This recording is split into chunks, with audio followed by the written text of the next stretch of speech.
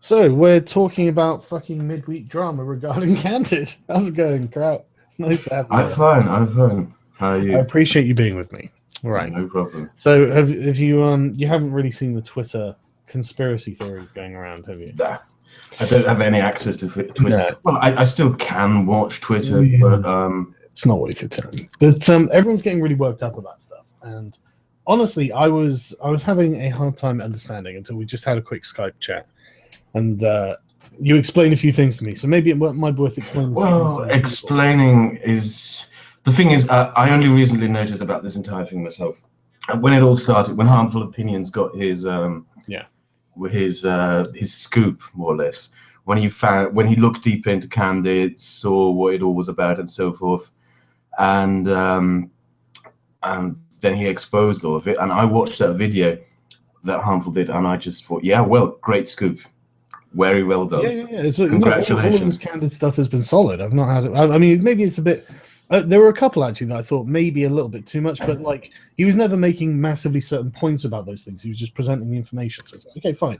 And then Yeah, it was well done. He yeah, exposed Candid for being a shit yeah, corporation. yeah, He exposed yeah, the filtering bot and everything else.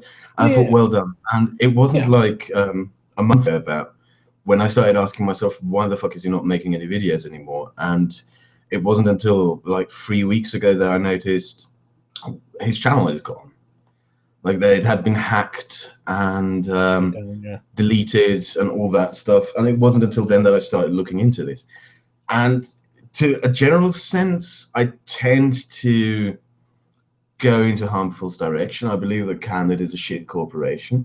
Yeah, I no doubt. believe that people made silly decisions when advertising. I don't believe that Yeah. there is a sinister cabal of YouTubers who gather together to, I don't think that Shoe and Head, Armored Skeptic, well, Shoe and Head and Armored Skeptic definitely, but I don't believe that Armored Skeptic, the Amazing Atheist, and some of the SJW and non-SJW YouTubers who promoted it got together to advertise it. I don't believe that. I believe they made silly decisions in advertising it, regrettable decisions. Well, I believe. Can we stop on that quick point? Because Yep. I can honestly imagine that their thought process, and I'm not just like trying to defend them for the sake of defending them, but let's be honest, the thought process was probably like there was probably a list of things that they had to talk about, and like pick 5 or something for the video. I actually can't remember what the fucking thing is, but they probably went the laziest fucking route they could, rather than some malevolent way of trying to hide something. I think it might be worth being charitable and ascribing things to stupidity and ignorance and not. Oh yeah, the whole process was shekels. Let me take the shekels, probably. Yeah, do the minimum fucking work, like everyone does in their jobs. So yeah, sorry, yeah, carry on. I just want to like establish the sort of tenor we should approach. Yeah, I don't think they're coordinated. I don't think that Armored Skeptic and Amazing Atheist and so forth. I mean, I don't know Amazing Atheist that well. I had a few conversations with him, but I don't think that he got together with Armored Skeptic and decided, okay, let's create this cabal to. Just all of them that did it, obviously not. They're just people who got approached by a fucking company and took some money. But the thing is, Armored Skeptic behaved in a really stupid way. Yes, I didn't know about that stuff until we had this conversation. So, would you like to tell people what you told me? Well, I don't know how much I can reveal of it because I'll spoil it. I'm going to make a video attacking him because I believe that most of this is due to his behavior. Okay, go on. To me, it's just the way he condescendingly attacked Harmful Opinion, the censored opinion videos. Yeah, the way he. Sorry, I don't care about the subject at all. You don't care at all about it, so you didn't follow it. No, I didn't. Yeah, for fuck's sake. He just behaved in a very condescending and horrible way. The way he doubled down on this, the way he dismissed Harmful Opinions immediately. Yeah. All of that shit. The condescending way in which he claimed that everyone is just a clone of him and all that bullshit. Yeah, absolutely. All of this drama, especially in the past few weeks, all of this wouldn't have grown to that extent as it had if not for his behavior. Right. Because I mean, a lot of people are blaming you. A lot of people are blaming the Amazing Atheist. I'm mainly blaming him. Well, I don't think anyone's blaming me. No one I've talked to has been blaming me for that. But this is like this is all like behind the scenes stuff, because that's the thing. I've been trying to talk to people, and I spent ages talking to people on the video about today. Right, I like ask them questions like, "Look, what are you pissed off about?" And they kept giving me this a really hardline sort of, well, you know, hardline ethics answer. It's like, okay, that's fine, just don't fucking watch him then. But you know, no one was like, "Oh, he's really pissed me off." And okay, you know, if that's the case, okay, dude, if he's really pissed you off, like, you know, for 6 months or something, coming up to all this, and you saw this whole thing. It's not just pissing off. It's not just pissing off. It's the hypocrisy in his behavior. Right. The way, for example, makes recent videos about, oh, the new media thing happens, and he makes videos talking about, oh, we should be anti-censorship, and the old media is coming after us, the new media, because we are free of the shackles of censorship. We are not bound. So you have no right to criticize it. So you cut out the last bit. Yeah, I have a shitload of time because I was researching. Yeah, Wait, no let me quickly. Oh fuck! I have to save everything. Yeah. I just didn't hear what you said. Yeah, I was researching a video on Islam, collecting data.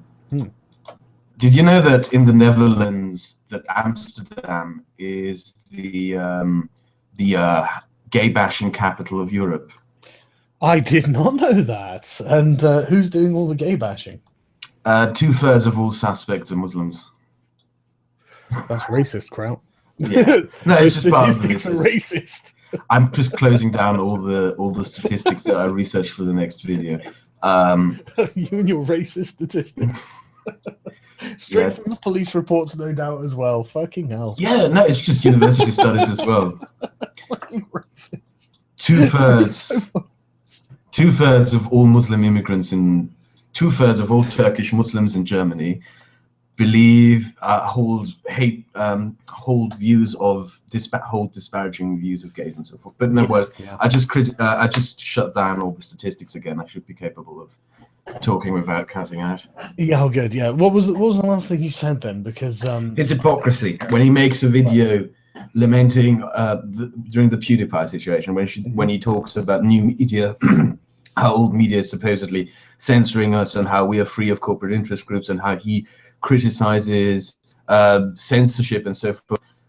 And I'm just watching. I didn't even watch all of it, but I'm sitting there and thinking, mate, you have no right to complain about this shit anymore. You've sold out. Yeah, but hang on. Why doesn't he have the right to complain about it? Oh, he has the right. He can complain about it, but he can't complain about it in a saintly way. He can't complain about it as if he was somehow a voice of reason and skepticism, because he sold out his questioning capacities for money. He sold his skepticism for money. Yeah. So but I mean, that's not in general, is it? That is specifically on the subject of Candid, though, isn't it? Well, Candid is a social media platform that implements a bot that, as far as I know, searches for comments on the basis of an algorithm to censor certain posts and so forth. It's throttling, same as on Twitter. And it is something that I'm not going to use the word we, but I'm going to say... Fuck's sake, you're still fucking cutting out, mate. Well, in this case, I'm going to just wait. I'm going to close down Steam. Yeah, I might do the same just in case. Okay. Yeah, my internet sucks as well. Right. I think it might have to do with this desktop as well. Okay. All right. Skype. I'm going to shut down Skype as well. No, I'm not going to shut down Skype. Okay. Yeah. It is something that we are opposed against. We're opposed against the censoring of opinions on the internet. We're opposed against the implementation of algorithms and so forth. Yeah. And yeah, no, he makes videos calling out these very things, you know, calling out the media for, when the Wall Street Journal, for example, Ben Fritz for BuzzFeed and so forth, demanded that we more strictly censor YouTube and so forth. He makes a video criticizing that, and I'm just thinking in the back of my head, well, you sold out to a company that does these very things. That is there is a lot of hypocrisy involved in this. That is absolutely true, but hypocrisy isn't a reputation, is it? I was actually thinking about making a video about this recently. So this is something I was thinking about. Like, you know, when someone calls you a hypocrite, that doesn't actually prove you wrong. It just means... Yeah, but it proves you dishonest. Well, yeah, that's true. And he has built a dishonest reputation by now. Yeah, and he is the prime suspect of this. I think that's probably a better term than dishonest.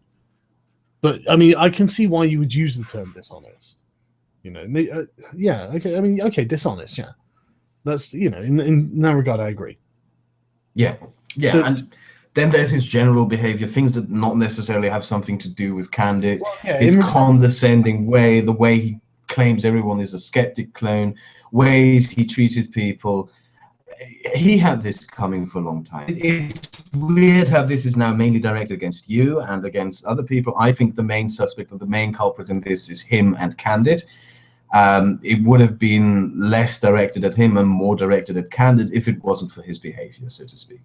Yeah, that's something interesting as well. I am surprised that more people aren't like doing anything about Candid. I mean, I don't know what can be done, like, but I don't know. You probably can't do. Not register. That's the only thing you can do. You cannot register in Candid. Everyone's saying that. Everyone's saying it's your video that you should turn off. Video. My. Oh, yeah, it's probably eating your bandwidth. Okay. Let me turn down the bandwidth as well. Here we go. Yeah. Okay. I'm more used to your picture anyway, so. Yeah, it's probably better now. Yeah. As soon as I get on a better internet connection, it will probably get better. Yeah. Yeah. So, I mean, I can see why people are mad. Don't get me wrong, but everyone's acting like he's committed some sort of high crime, and I'm just like, yeah, it's hypocrisy, and yeah, okay, it's dishonest, but like, I'm just sat here thinking, where are the victims? You know, like, what's been the real life? You know, like, where's the real sort of issue?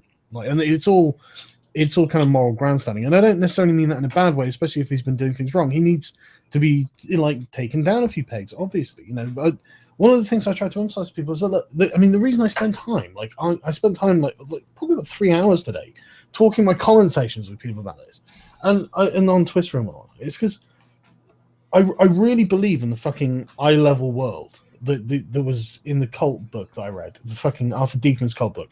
He had this whole fucking bit on like the eye level world. The problem with the cult thing is you are busy devaluing the outsider, and it gives you a completely distorted perspective of where you are and where they are, like in any kind of interaction. And I really think that Skeptic probably has fallen prey to this as well, and it seems that people are falling prey in the way to try and go after him, you know. And so it's looking like nobody's looking at this with this ideal view. Everyone's trying to be better, and they're talking about the finest moral principles. Okay, I have to ask that, what is wrong with moral grandstanding? Well, what is wrong with pointing out people who act immorally, who act dishonestly? Nothing. But the point is, this has been taken to a point where, like, it's generating conspiracy theories and all this sort of stuff in an attempt to keep going. That this is the problem with it. It very rarely just like knows where to end. And so I'm just watching this build, and like you said, you don't know why I'm being attacked. I don't know why I'm being attacked. I haven't fucking done anything. And yet now there are conspiracy theories, and I'm just like, right, okay, right. This is. I mean, I had fucking Johnny Fox Rocks for like weeks. I showed you the messages, didn't I? Yeah. What the messages Johnny Fox sent you?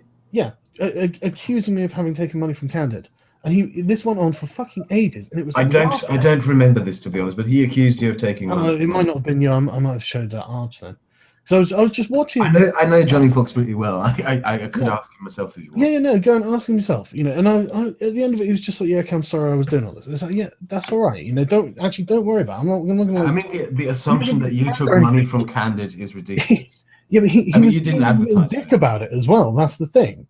And I'm just sat there thinking, right, okay, well, I wouldn't do this to you, but fine. You know, I mean, I'm not going to talk to you, or like, you know, I just told him I was just going to ignore him from this point onwards.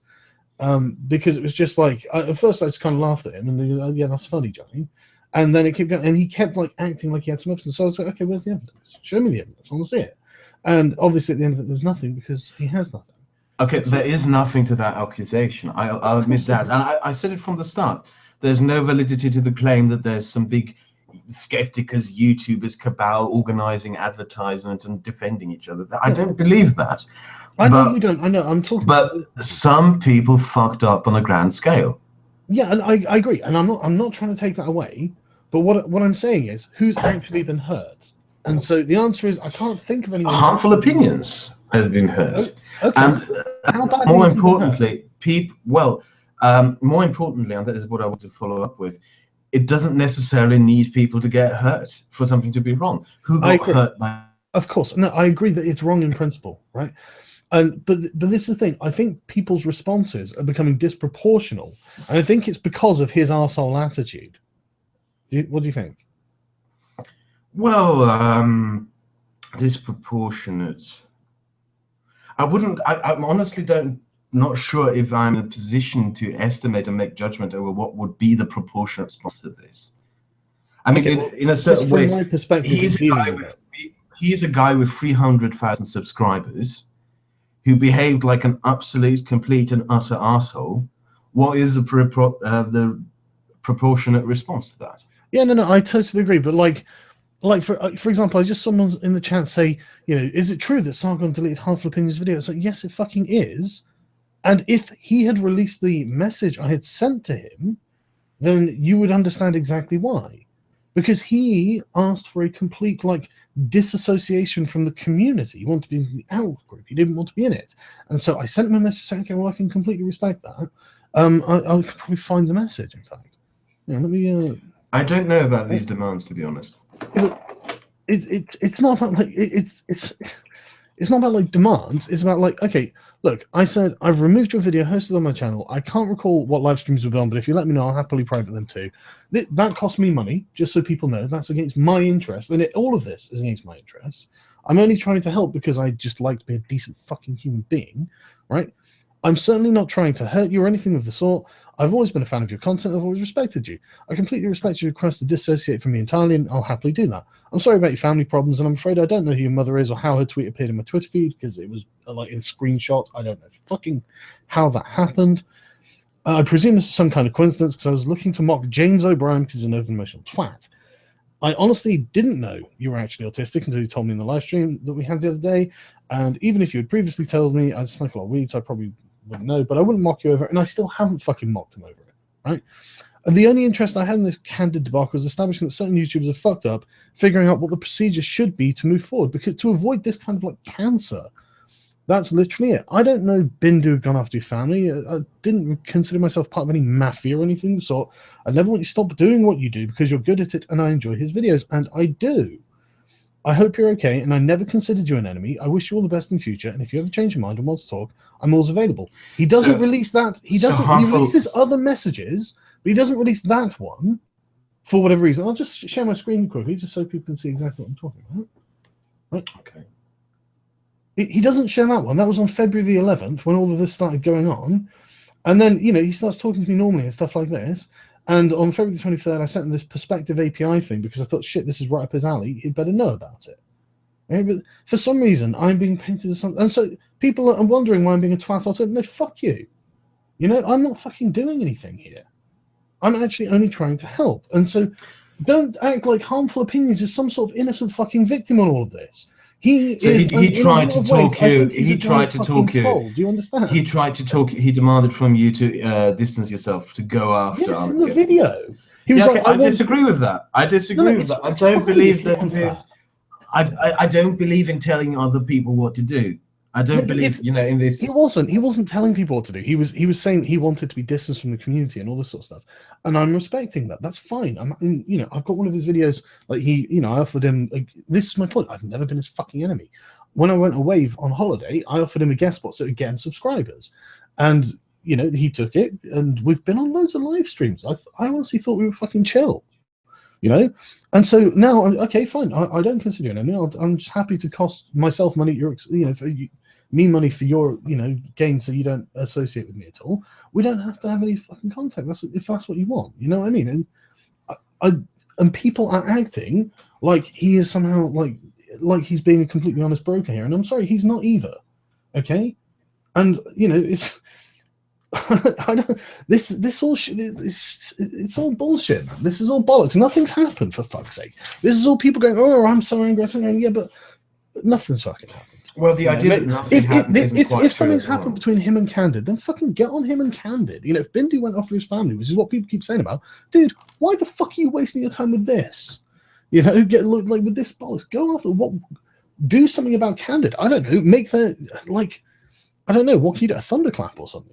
Fuck Candid. Here's some information, by the way. We're going to ruin the reputation publicly of your company. Write articles in anything you can get an article in, Medium and stuff like this. Spread it around. You can do things against Candid if you think Bindu Reddy from Candid has been a complete cunt toward harmful opinions. And judging from what I saw on the Bearing stream and from what I hear from people, that sounds like it's fucking true. So there are things people can fucking do, but what the fuck is this autism, creating conspiracy theories and going after nonsense? It's really baffling to me.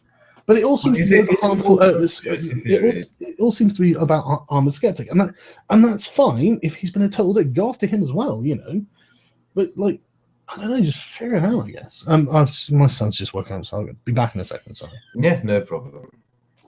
I'll just talk to the chat meanwhile. So hello chat, how are you doing? Mer community in triple parentheses. Re. Yeah, sorry about that. Fucking no problem. But yeah, he's had a bad dream that he ran out of fucking food or something. His little tubber. That's a good thing. But yeah, I wanted to ask you: is it all just conspiracy theories? Because we sort of established in the beginning that there is some legitimate complaints to be made. Well, yeah, no. I mean, the legitimate complaints, go after. Definitely, absolutely after. But stop making it a fucking. So many people seem to make it a moral purity test. That's the thing. So yeah, well, I mean, the base principle. This is wrong. So yes, it is. Okay, absolutely. I totally agree with you. And if it really bothers you, go and talk to the person about it. But stop acting like a crime has been committed or something like that, because it's I don't necessarily believe that they're acting as if a crime, well, to a certain degree, a crime has been committed. Someone's channel got hacked, but it's not necessarily a moral purity test. It's calling out immoral behavior. It's calling out someone who did wrong. But that is, but it keeps going. That's the thing. We established at the start, in the beginning, people probably just took it because, there's money to be made.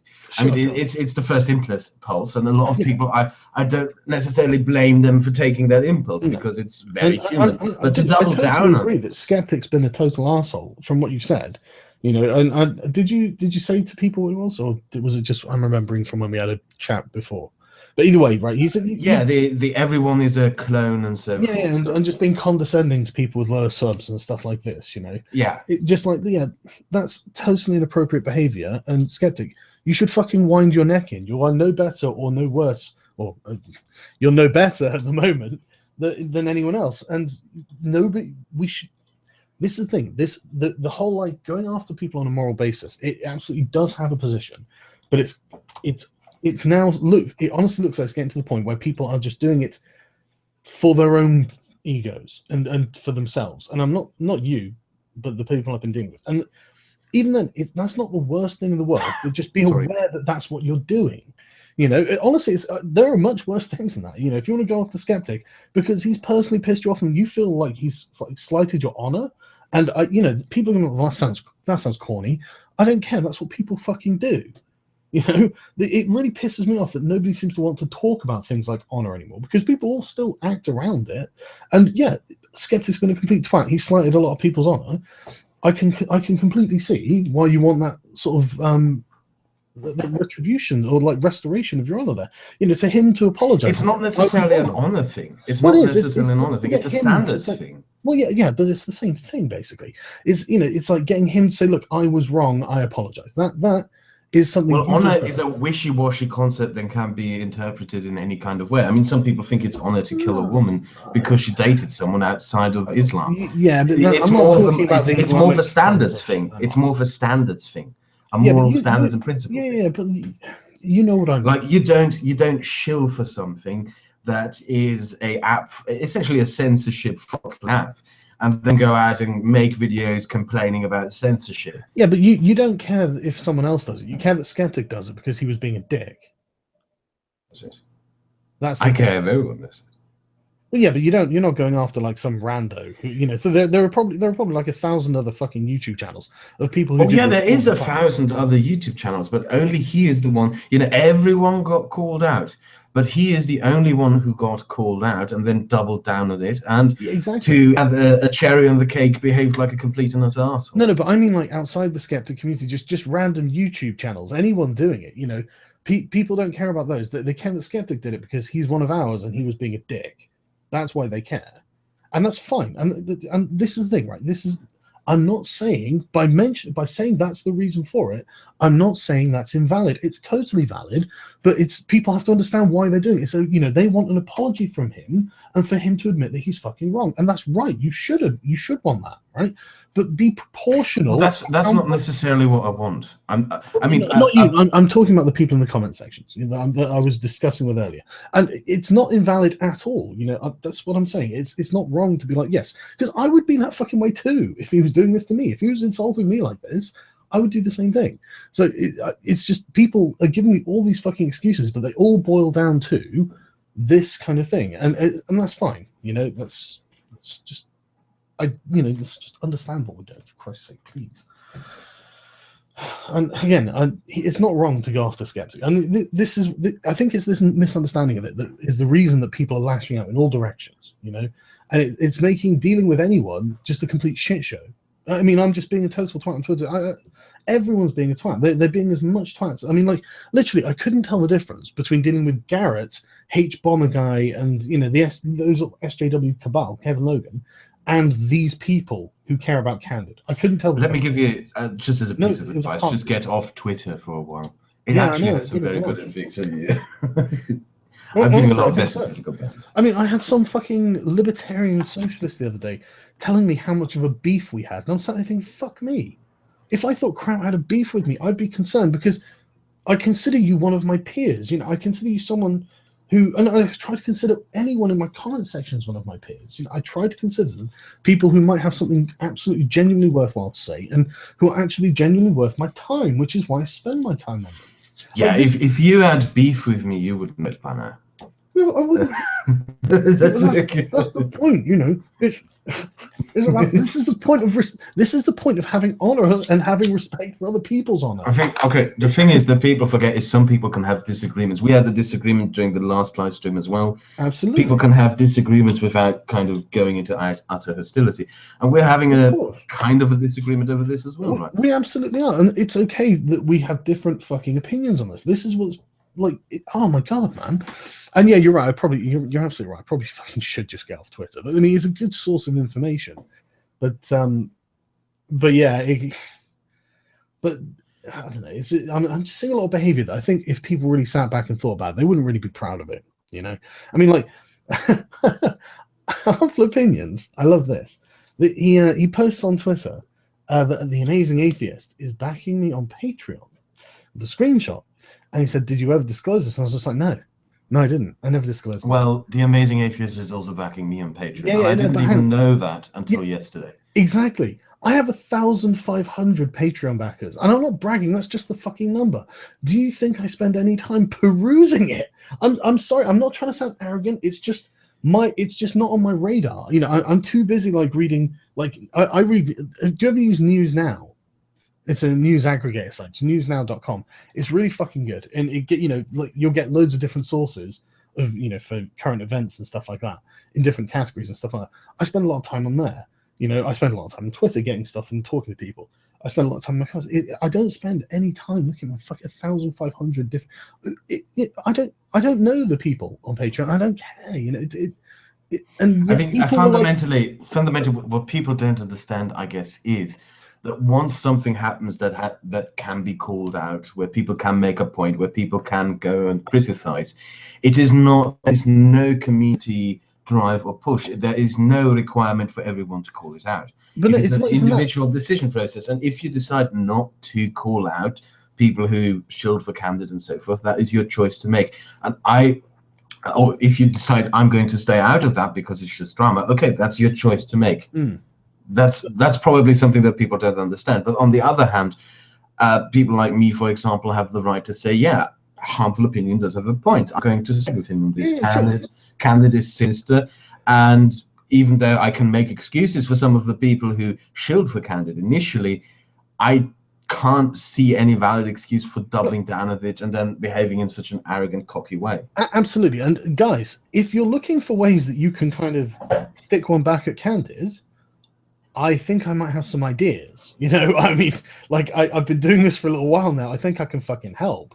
I can probably arrange a few things. It could be quite a lot of fun. You know, we can all have a good time at Candid's expense. Doesn't that sound like fun? You know, but that's not what I'm talking about. What I mean is, like with this thing, this now there is this conspiracy theory that I'm defending the amazing atheist over $6 a month.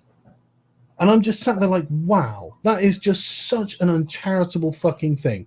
I mean, anyone could go to my Social Blade. I mean, you can look at my fucking Patreon and see I get $4,000 a month. And again, I'm not bragging. These are just the fucking numbers, right? And you think I would sell out my fucking honor, my own fucking credibility and my fucking integrity, which I refuse. I refuse tens of thousands of dollars, you fucks. I'm not trying to be a dick. I'm just saying, look, you're not using any fucking critical thinking skills here. You know, I refuse tens of thousands of dollars in like sponsored videos with a 500,000 size channel, and I do it because I don't want my integrity compromised. You think I would do it over $6 fucking dollars? Jesus fucking Christ. You know, it's so stupid just watching these people come up with this bullshit just because there might be a universe where that happens. But it's certainly not this fucking universe. And it's just because technically it could be possible. And it's just like, fucking hell. Well, now you've disproved it. Now you have more or less said there's no validity to the claim and disproven the people who made it. I know, but it doesn't mean that everyone who is going after Candid believes in this. I know. I'm not saying it's everyone. I'm saying it's the people who, you know, believe. And there's something important. Like two people, you know, it's probably something important to point out. Something that I forgot, because we initially pointed out, and it's something that I will concede. Some of the people who initially shilled for Candid, they probably saw the money first and went for it. Of course, I can't really blame them for that. That's their human nature, their human instincts. Okay, go for it. We also have to give credence to the fact that Harmful Opinion, they fucking hacked his channel and deleted it. They hacked his Twitter as well. They fucking went after his mum. He has every right to be angry. Dude, he has every right to go on a personal vendetta against Candid. Absolutely. I've never questioned this. I've never questioned it. And like I said, if you want to make Candid's name mud, well, I mean, it's pretty already fucking mud in my opinion. But it is from what I know of what people think of it. But I mean, you know, there are other fun things we can do. I'm all for making a shitty app fucking tremble. Yeah, right. Good. I guess some people believe that you were on Candid's side. Or that there is some sinister cabal, and that doesn't exist. But you can't also just dismiss people as conspiracy theorists. Yeah, well, I'm not dismissing everyone as conspiracy theorists. Candid obviously does things.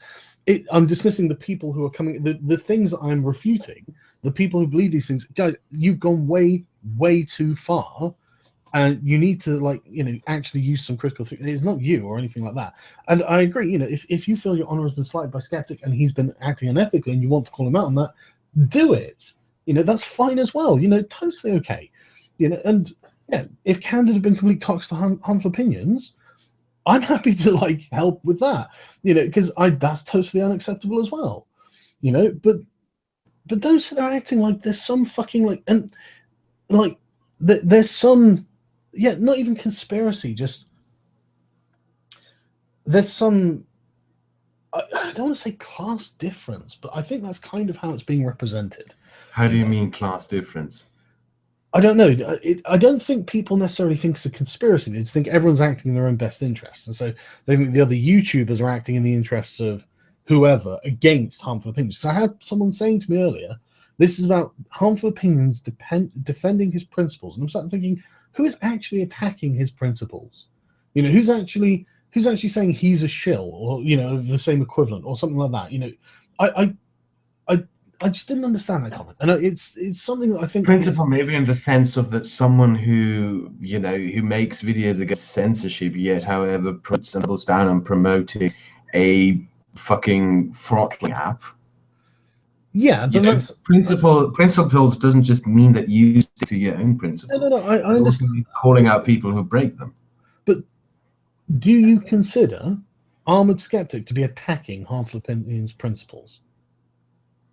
Violating them, breaking them. Yeah, but they're not his principles, they're Harmful Opinions principles. Well, he doesn't necessarily go out there and say, oh no, we should censor, and oh no, we should have and stuff like that. Yeah. But he is dishonest, the word that I mentioned before. He's being a hypocrite. He's acting dishonestly. Yeah, I agree. I totally agree. And if you want to say, I dislike seeing that, that's fine. That is the point you earlier made. The point you earlier made when you said, okay, we should go after Candid. The thing is, the reason why we are not going after Candid, and I hate using the word we, because in the end it is up to every individual to decide. We are a group of individuals after all. The reason why that is not happening is specifically because of Armored Skeptic and the way that he doubled down.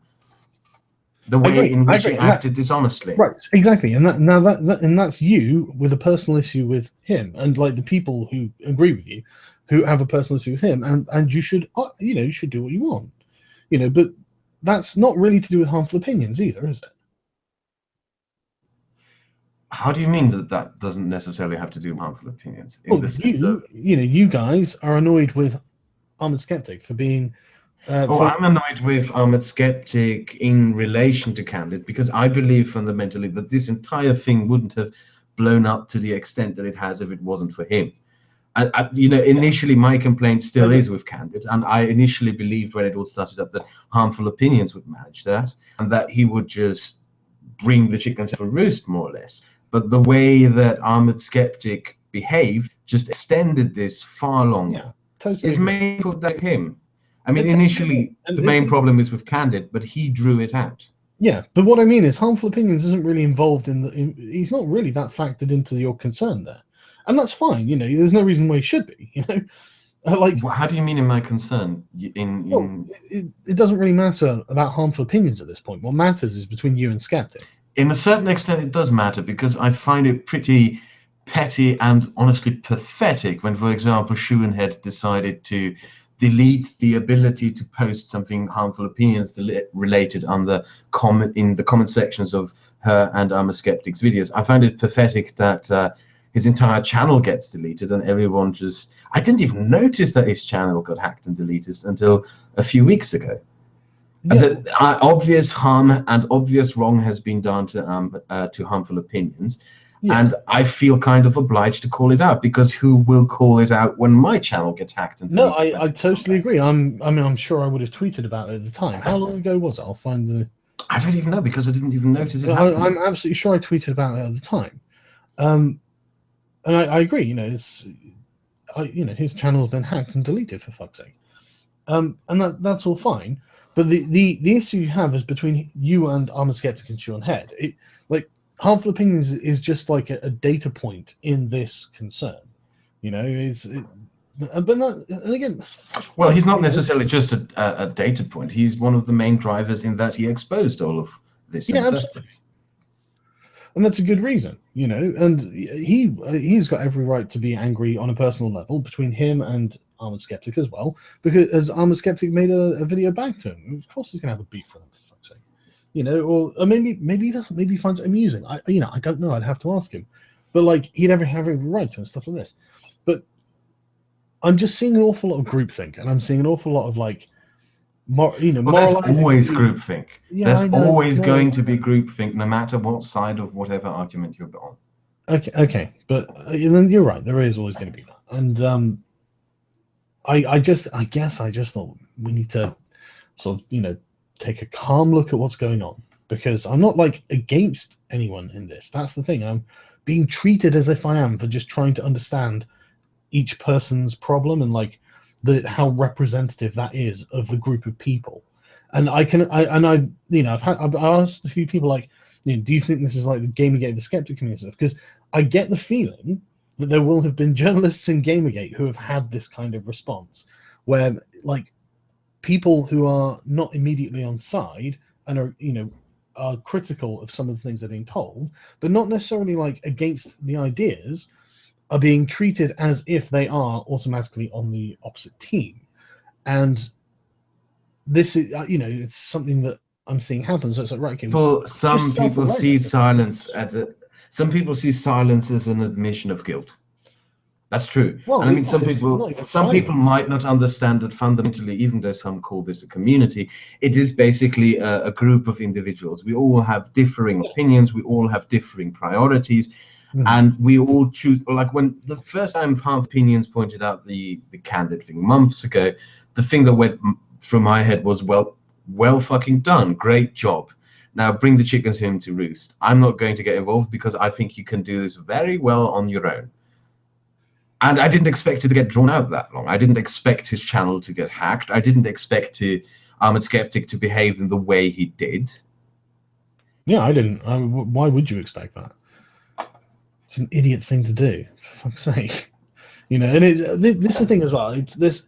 I see a lot of self-aggrandizement because of it. A lot of it is moral grandstanding, but what comes with moral grandstanding is self-aggrandizement. I'm just thinking. I don't necessarily think that it is moral grandstanding. Well, I think a lot of the time it is though, because like we said, that this is all in principle. There's no real victim from Armored Skeptic. Unless you think being the subject of a response video makes you a victim, which I don't think anyone thinks. So, like, no one's been hurt, for fuck's sake.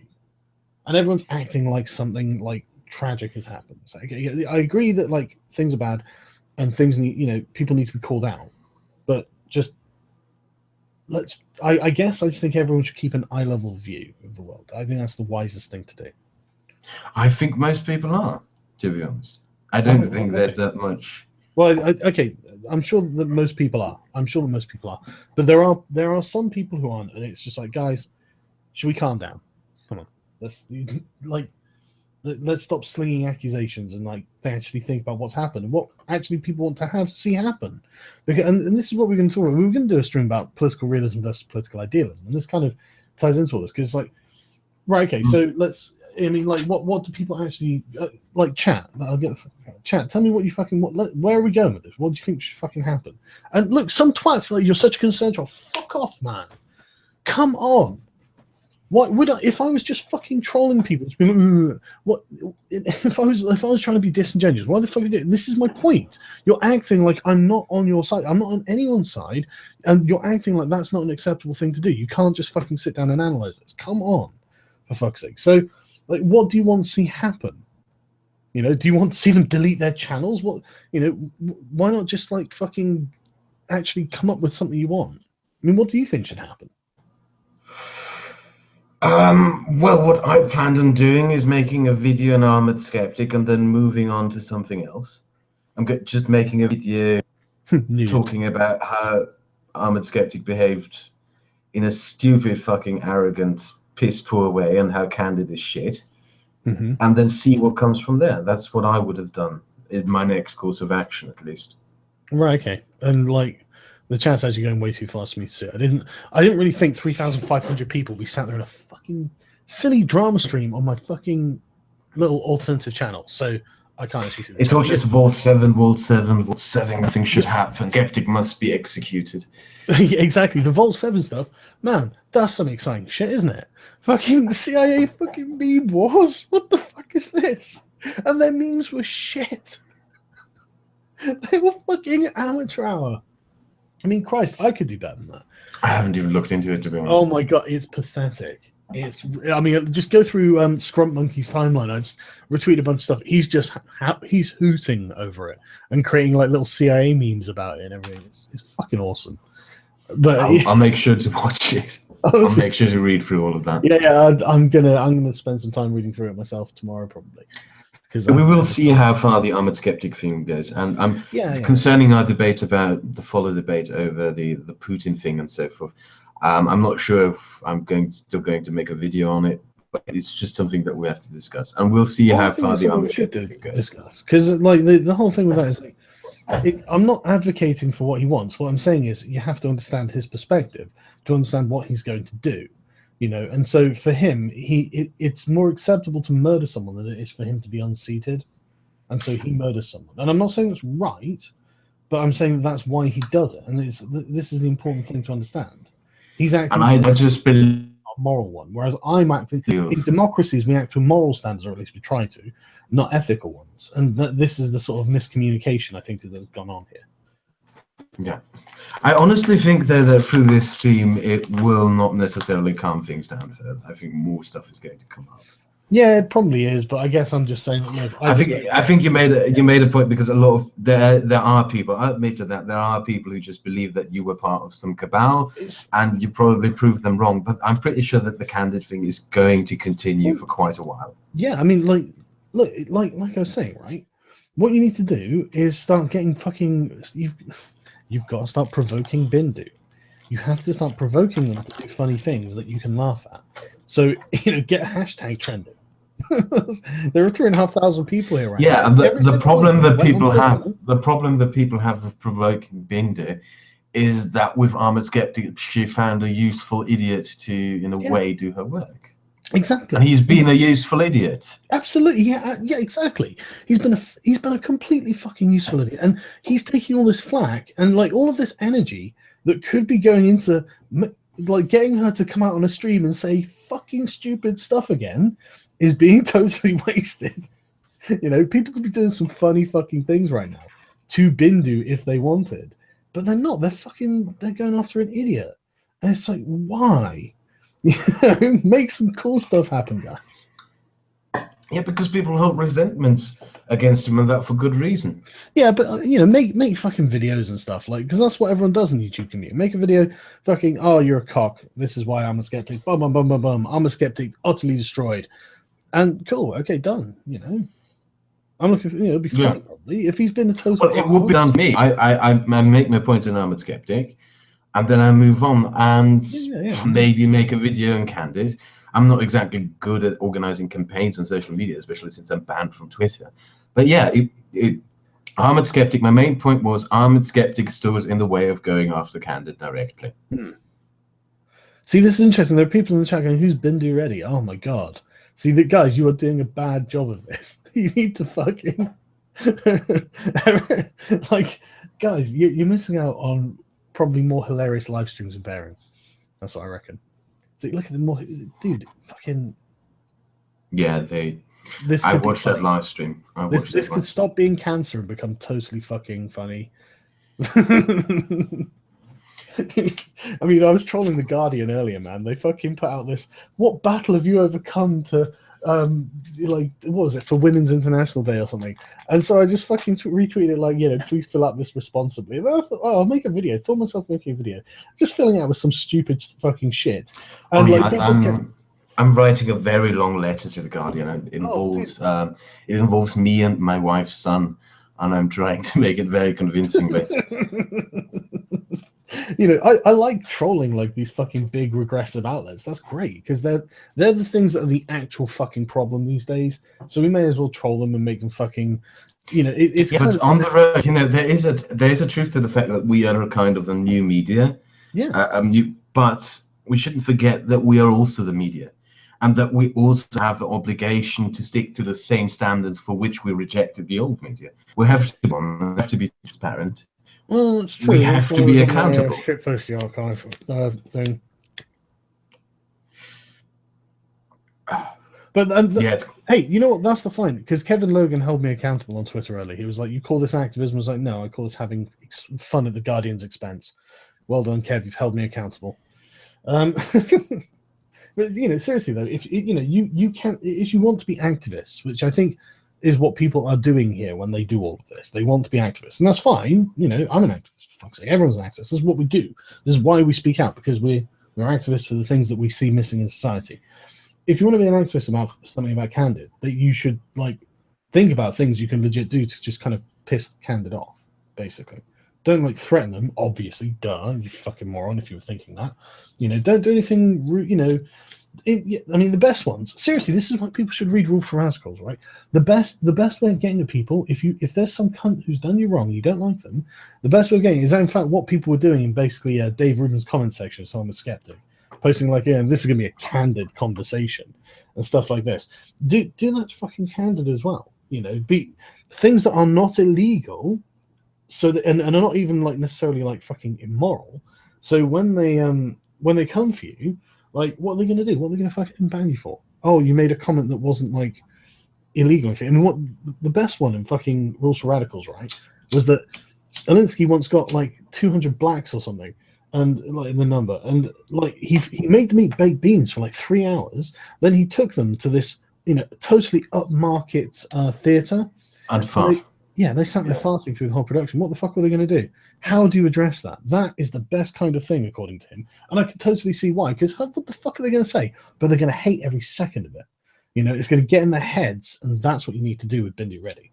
Getting it. And I think Harmful Opinions has done a good job of that, but people are wasting all this energy on like. Well, I'm not necessarily sure that people are wasting the energy on Armored Skeptic, because it is a situation with a person who markets himself on being reliable and being honest and being a new media that is accountable. I totally agree. And he's a cock. He's a complete and utter cock. I agree, which is why you should do video on it, right? So everyone can see it and go, he's a cock. And so the common opinion on Armored Skeptic will just be he's a cock. But the like we were saying, he's the useful idiot of Bindi Ready at the moment. People are wasting their time in Dave Rubin's comment section. Dave Rubin's fans, what difference does it fucking make? They want to get Bindi Ready, really, because she's the problem. Well, it's not necessarily a waste of time. It's not necessarily a waste of time, because if we just leave him off the hook, and in a couple of months he turns up again and says, "No, I am the reliable media." Yeah, but ruining his reputation is not leaving him off the hook. That's, making a video ban. If 10 people make videos about Armored Skeptic, then when people fucking search for Armored Skeptic on YouTube, these 10 videos, at least one of these fucking things is surely going to come up. And, people are going to watch it. People are going to know this is what he's done, and this is why people should be wary of him in a reputational sense. Totally agree. It's standard practice. It's what we did with feminism, for fuck's sake. And now everyone hates feminism. It's great. Maybe there's a connection. But if you actually want to post like funny comments, do it on one of Candid's reviews on an app site or something. So it's just literally wall to wall bullshit, or bad reviews and stuff like this. You can go and fucking ruin Candid just as using your power as consumers. So 3,000 people here, dude, you could piss them off, and you could have a good time doing it. And no, you haven't left Skeptic alone either.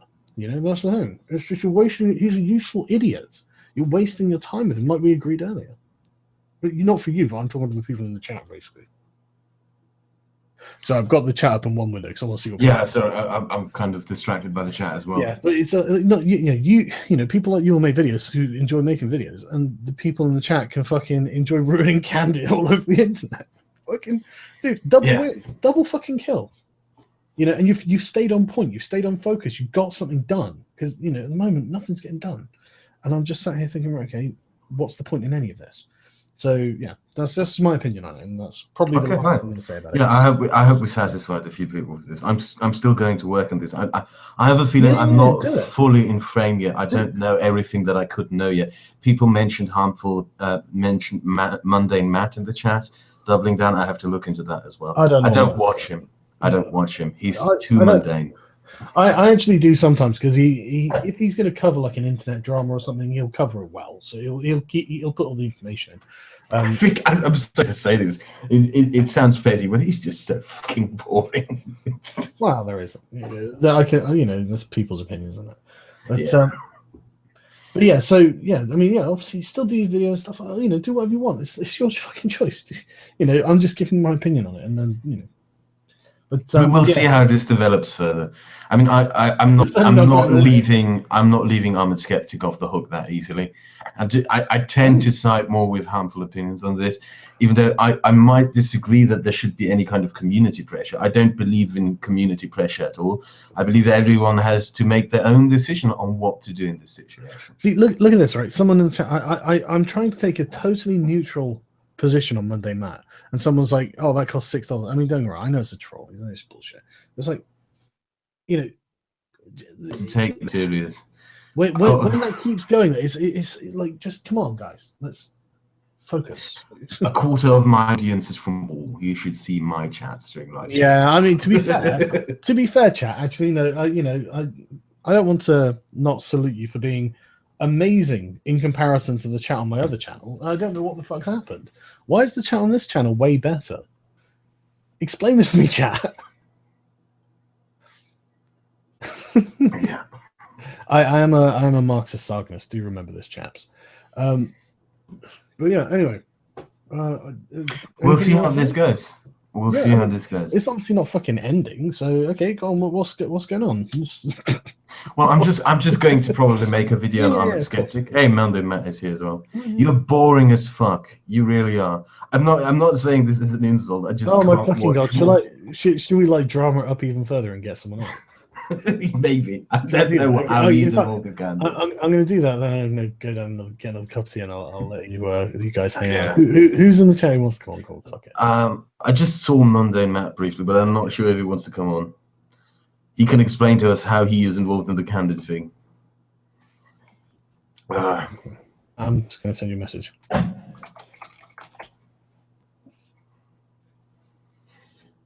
Maybe he thinks I'm boring. Oh, Jeff wants to come on. Oh, fucking okay. Fucking knew. I look at this. It's become big drama stream. I fucking knew. I knew I would just. Well, it's good to have these once in a while. Yeah, get it all out. Fuck it. I mean, I had the same people complaining to me when I made my Cult of Dusty video, but people don't understand. I wanted to take a shit on Dusty for months, and I just did it. The Skeptic can just end up with the same reputation as Dusty. You know what I mean? Like... Yeah. Yeah, Dusty is really just only about the shekels. That's all he's about. That's a great comparison, actually. You know, if he's going to act like Dusty, then fine. You know, fucking be like Dusty. I've sent Jeff Holiday. I'm just gonna. Okay, I'll send him the invite. Matt, are you coming? Oh, yeah, I've done it already. Oh, okay. I'll send you the link, Matt.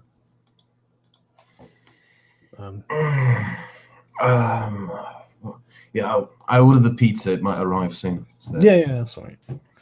So, fucking drama, man. Fucking, I'm glad I've got this shitty little channel for just for fucking. Yeah, I thought about making a German. I thought about making a German channel. Yeah, this one. Oh, really? Yeah, just the shit posting. Yeah, because it's a good place to just dumb shit. Literally, it's like, look, this channel is just cancer. Don't even. And I like it that way. I actually have 2 separate channels. I just didn't get to use them yet. Oh, Lacey Gonorrhea. Hey, what's up? Hey, Matt. How's it going? Hey, man, then, Matt. Yeah, it's all right. It's nothing personal. You're just boring. That's... Some people think that. Some people don't. You know what? I don't give much of a shit, to be honest with you, but...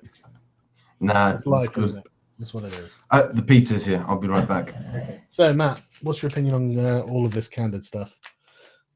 Well, I've been trying to avoid it for months, to be honest with you. I will simply say this. I did one video for them. I told Bindu I would not do a second or any further.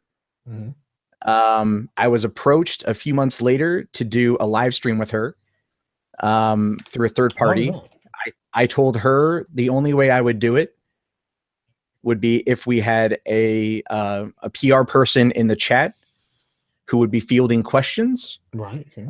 So we would keep it as on point as humanly possible. She agreed, and then I didn't hear from her again. And then I think she went on to a stream with Harmful or something else, and that was the last interaction I've had.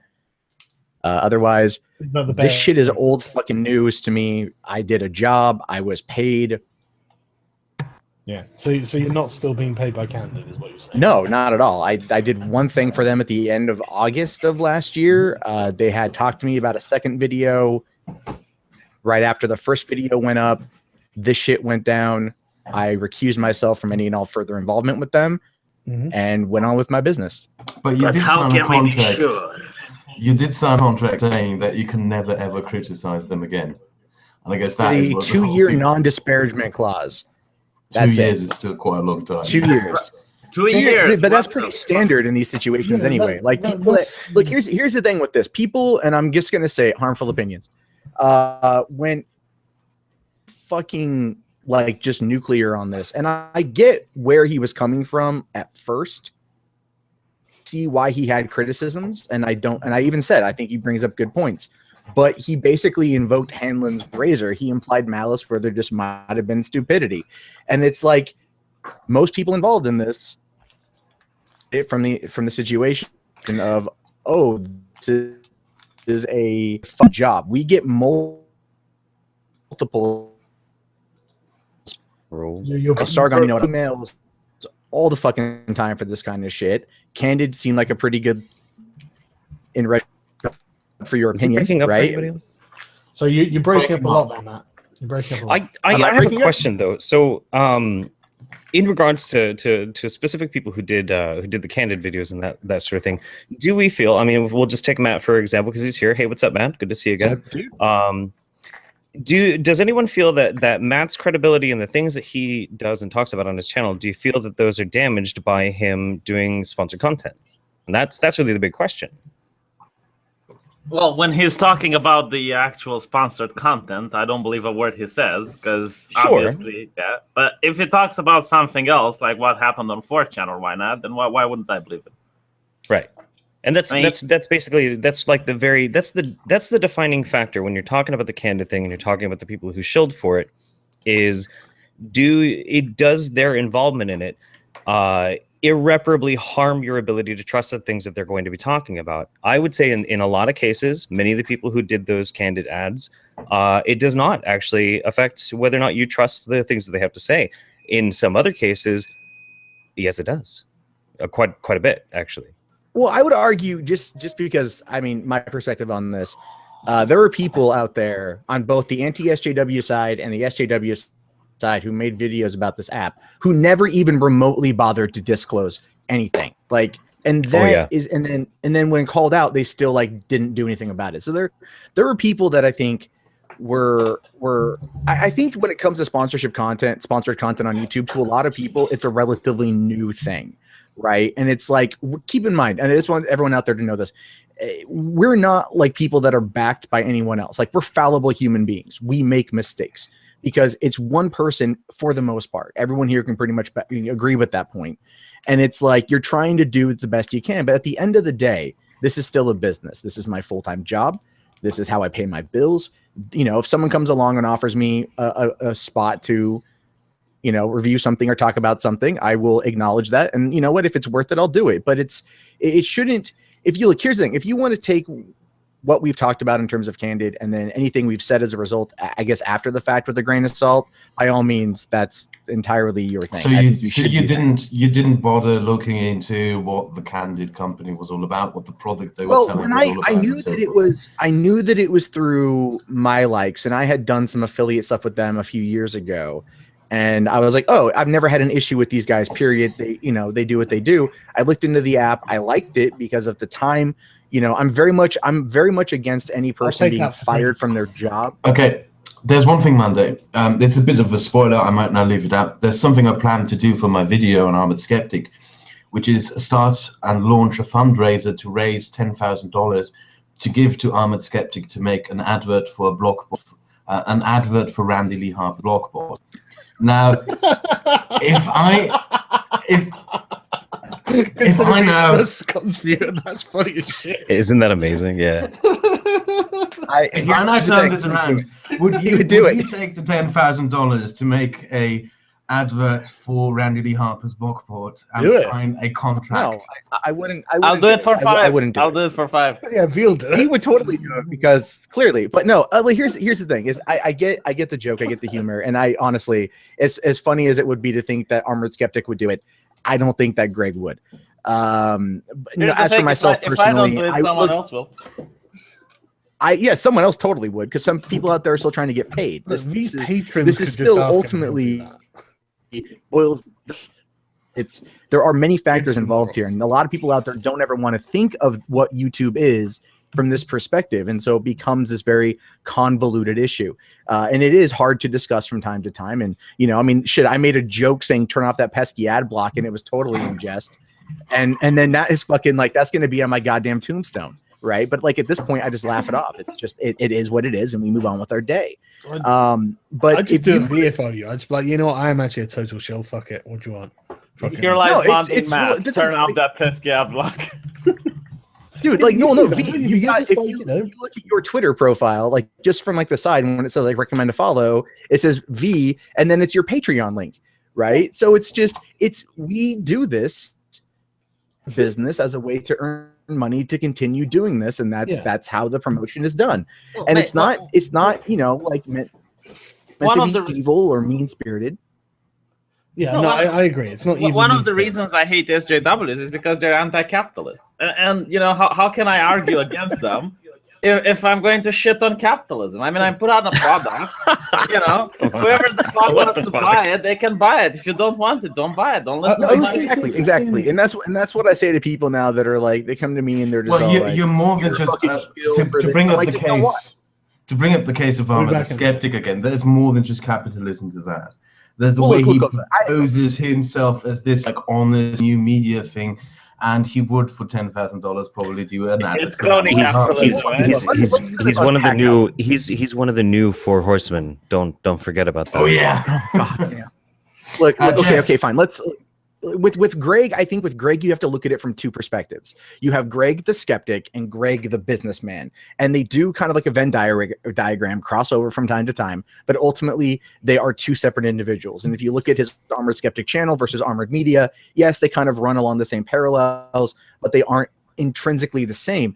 And I think that that's kind of where, again, going back to my earlier point about how we are a one-person operation, right? Like Sargon, you have a couple different channels. I have a couple different channels. Greg has a couple different channels. We all kind of operate differently. And it's one of the problems because they become conflated so easily. And then let's say, for example, like someone takes taking his movie reviews for Red Letter Media. Oh yeah. Well, no, that's a criticism, and that's perfectly fine. I'm just saying it becomes gray much faster, a gray area much faster than people like or people are expecting. And that is kind of what I think happened with this situation involving this app is one person looked at one thing and then started leveling accusations, right? And implying malice when it was more or less just people maybe saw the money first and did. You're breaking up. It's not the best thing on the planet. First thing on the planet. So like people out there that are like, you know, that are rallying against this, you know, do it if you feel it's necessary, but also try to look at things from not only as objectively as humanly possible, but the person whom you're talking about, like maybe why they did it. I don't know, maybe ask them. Oh no, we conceded right at the start of the stream. Yes, I do believe that a lot of people, when they signed up for this, initially just saw the money. And I'm fine with that. You know, take money and shove it up your ass. It's okay. A lot of people probably do that. Honestly, I'd actually watched other videos before, and I'd seen the app and downloaded the app before I was approached. I was already using it. So that's like when Harmful Opinions called out Armored Skeptic, and Armored Skeptic comes back to double down to condescendingly treat everyone else. You're skipping events here. It wasn't that he called out Armored Skeptic. It was that in his first video about it, he implied that Shoe on Head and I were just shills and we sold out our audiences for cash, right? And he says, these are people that I like. And then he accused us of this, of selling out our audience, which was my response to him was based simply on that. It was like, fuck you.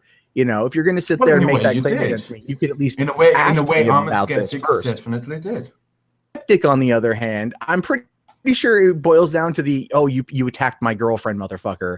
Now I'm gonna white knight for her. Oh, there's more than that. There's more to that. No, way more than that. In the beginning, there was that. You have no idea how he treats people who have less than 100,000 subscribers. No, I do. He is a condescending cunt.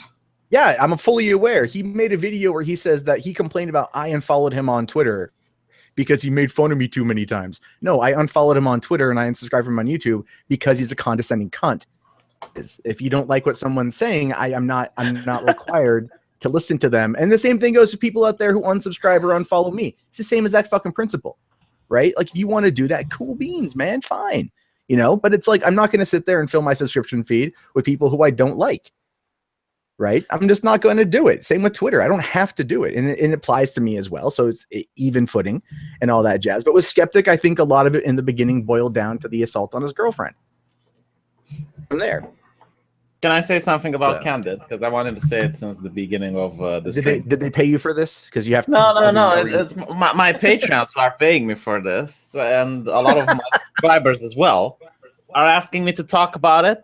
And it's almost like a cult at this point because everyone wants you to talk about it. And I really don't want to talk about it because I really don't give a shit. But there's so many people. It's almost like a cult. It's almost like you have to make a video and say the words because at this point, it seems like people think we're like this community that's I think obligated. the cult comparison is a bit far-stretched because throughout the time that this has been going on, nobody came to me and demanded from me that I get involved. I pretty much by mistake noticed it. It did to me. Yeah, they did to me as well. I mean, maybe you either didn't notice, crowd, because channels like ours, we get a lot of comments and we might miss them, or you actually got the lucky end of the stick, and people don't answer you that. Maybe. But I have to say, and I pointed this out before, people have every right to express their outrage. Sorry, no, don't get me wrong, they definitely can. But I looked at the quote-unquote skeptic community, and I saw, okay, there's plenty of people covering this. And it's annoying because on one hand, if I cover something that Sargon covers, everyone is like, why did you cover my Sargon covers? Oh, you're his little bitch. And when I don't cover what he covers, it's like, oh no, you need to say the words. You need to talk about the subject. It's very important. It's like, I think I could explain why that is. Why that's like a persistent and constant sort of thing. There's this tendency I've seen when people are talking about this issue, they kind of like dumb it down. Of, well, some people are just really angry, or some people are just brainwashed by harmful opinions and they just believe everything he says, yada yada yada. I don't agree. Like the truth of the matter is, like, no offense, because quite a few of my friends have done the Candid ads, quite a few people that I love very dearly. But the thing is, nobody put a gun to their head and made them do this ad deal. And it did actually affect people enough that if you want to see a good example of how much people really don't fucking like this, and specifically some people's actions in this, Dave Rubin just released his interview with Armored Skeptic today. Go look at the comments section. Go look at the like-dislike ratio. Like that's not an inconsequential amount of people that don't like it, and that's not just like a herd mentality. That's public opinion. That's different. That's big. That's why it keeps getting talked about. Just saying. No, I don't know. I think there's been a lot of hype built around this, if you want my honest opinion. I think a lot of people have taken it. I think people are always looking for something like a boogeyman, right? And it's kind of like when things died down, especially after Gamergate, people were kind of looking for like the next thing, and then the next thing, and the next thing, and the next thing, and this thing comes along. I don't think this is like Gamergate. No. I honest to God, man, I do this. I watch a lot of people. I watch a lot of shit online. I don't always say anything, but it's like, this is what I see. And you can, for outrage wherever they can find it. Outrage warriors exist on either side of the fucking coin. It's a bit condescending to dismiss all our subscribers as just outrage warriors. No. I'm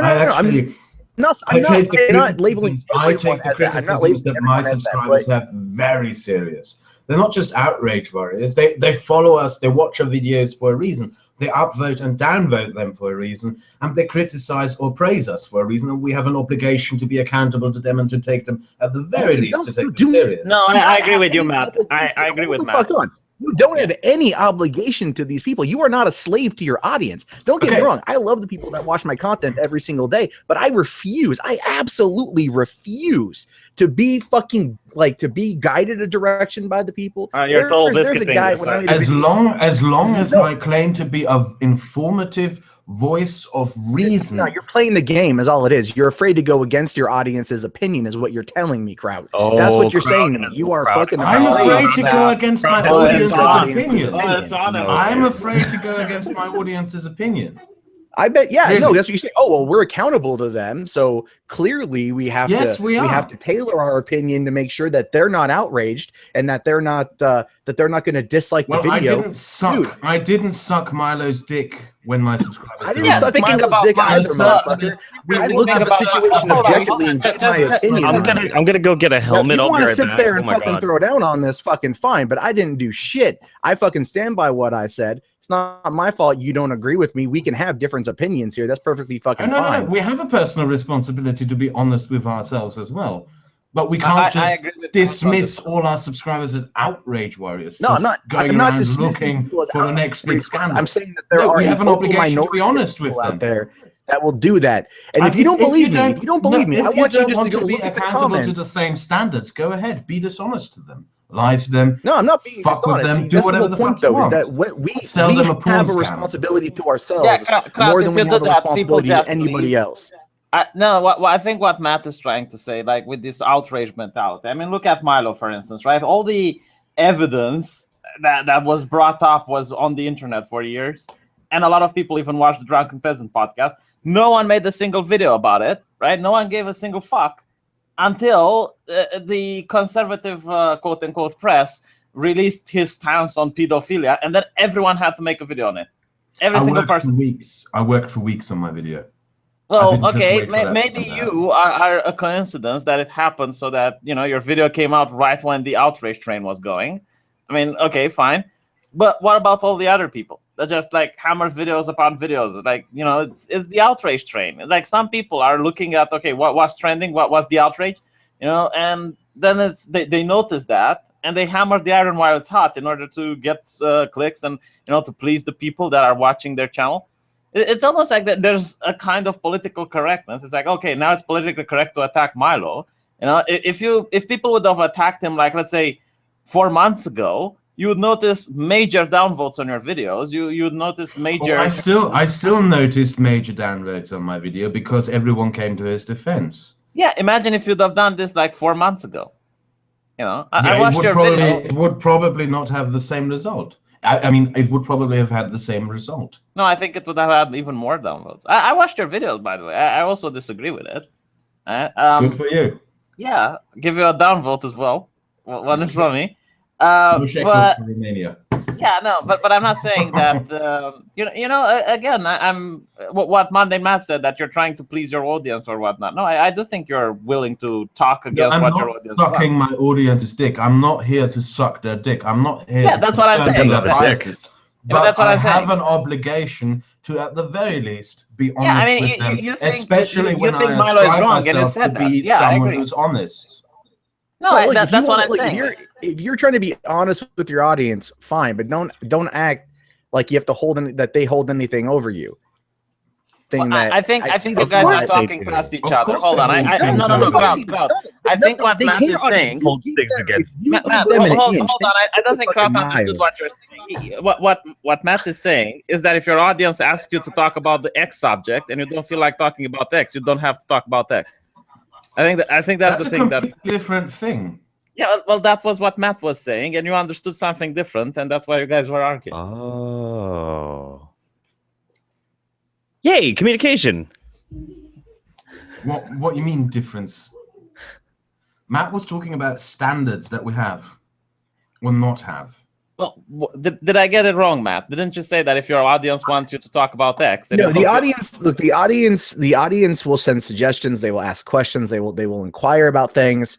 What I mean is, like, when it comes to your opinion, I have seen 5 years, multiple people, large channels, small channels, post a controversial opinion against their core audience, look at the dislike ratio and the comments, freak the fuck out about it, and then never once ever again go against the grain. They fall into their own echo chamber because they are deathly afraid of losing that ratio. And I get it. I understand it completely. All right. But it's one of the things that has, I think, become the last couple years. We've seen what happens on the SJW side or the regressive side. People don't get in. People who get out of line get ostracized very quickly. We've seen it happen on this side. People who don't fall in line with the narrative, because there is, whether you want to admit it or not, it's on all sides. People will get ostracized to a degree. And there are many people out there that are deathly afraid of losing what they have because they don't believe they'll ever be able to get it back. Absolutely not, because our side, our community, look at our fucking community. It includes conservatives, libertarians, liberals, socialists, fucking ANCAPs, and even the occasional fascist.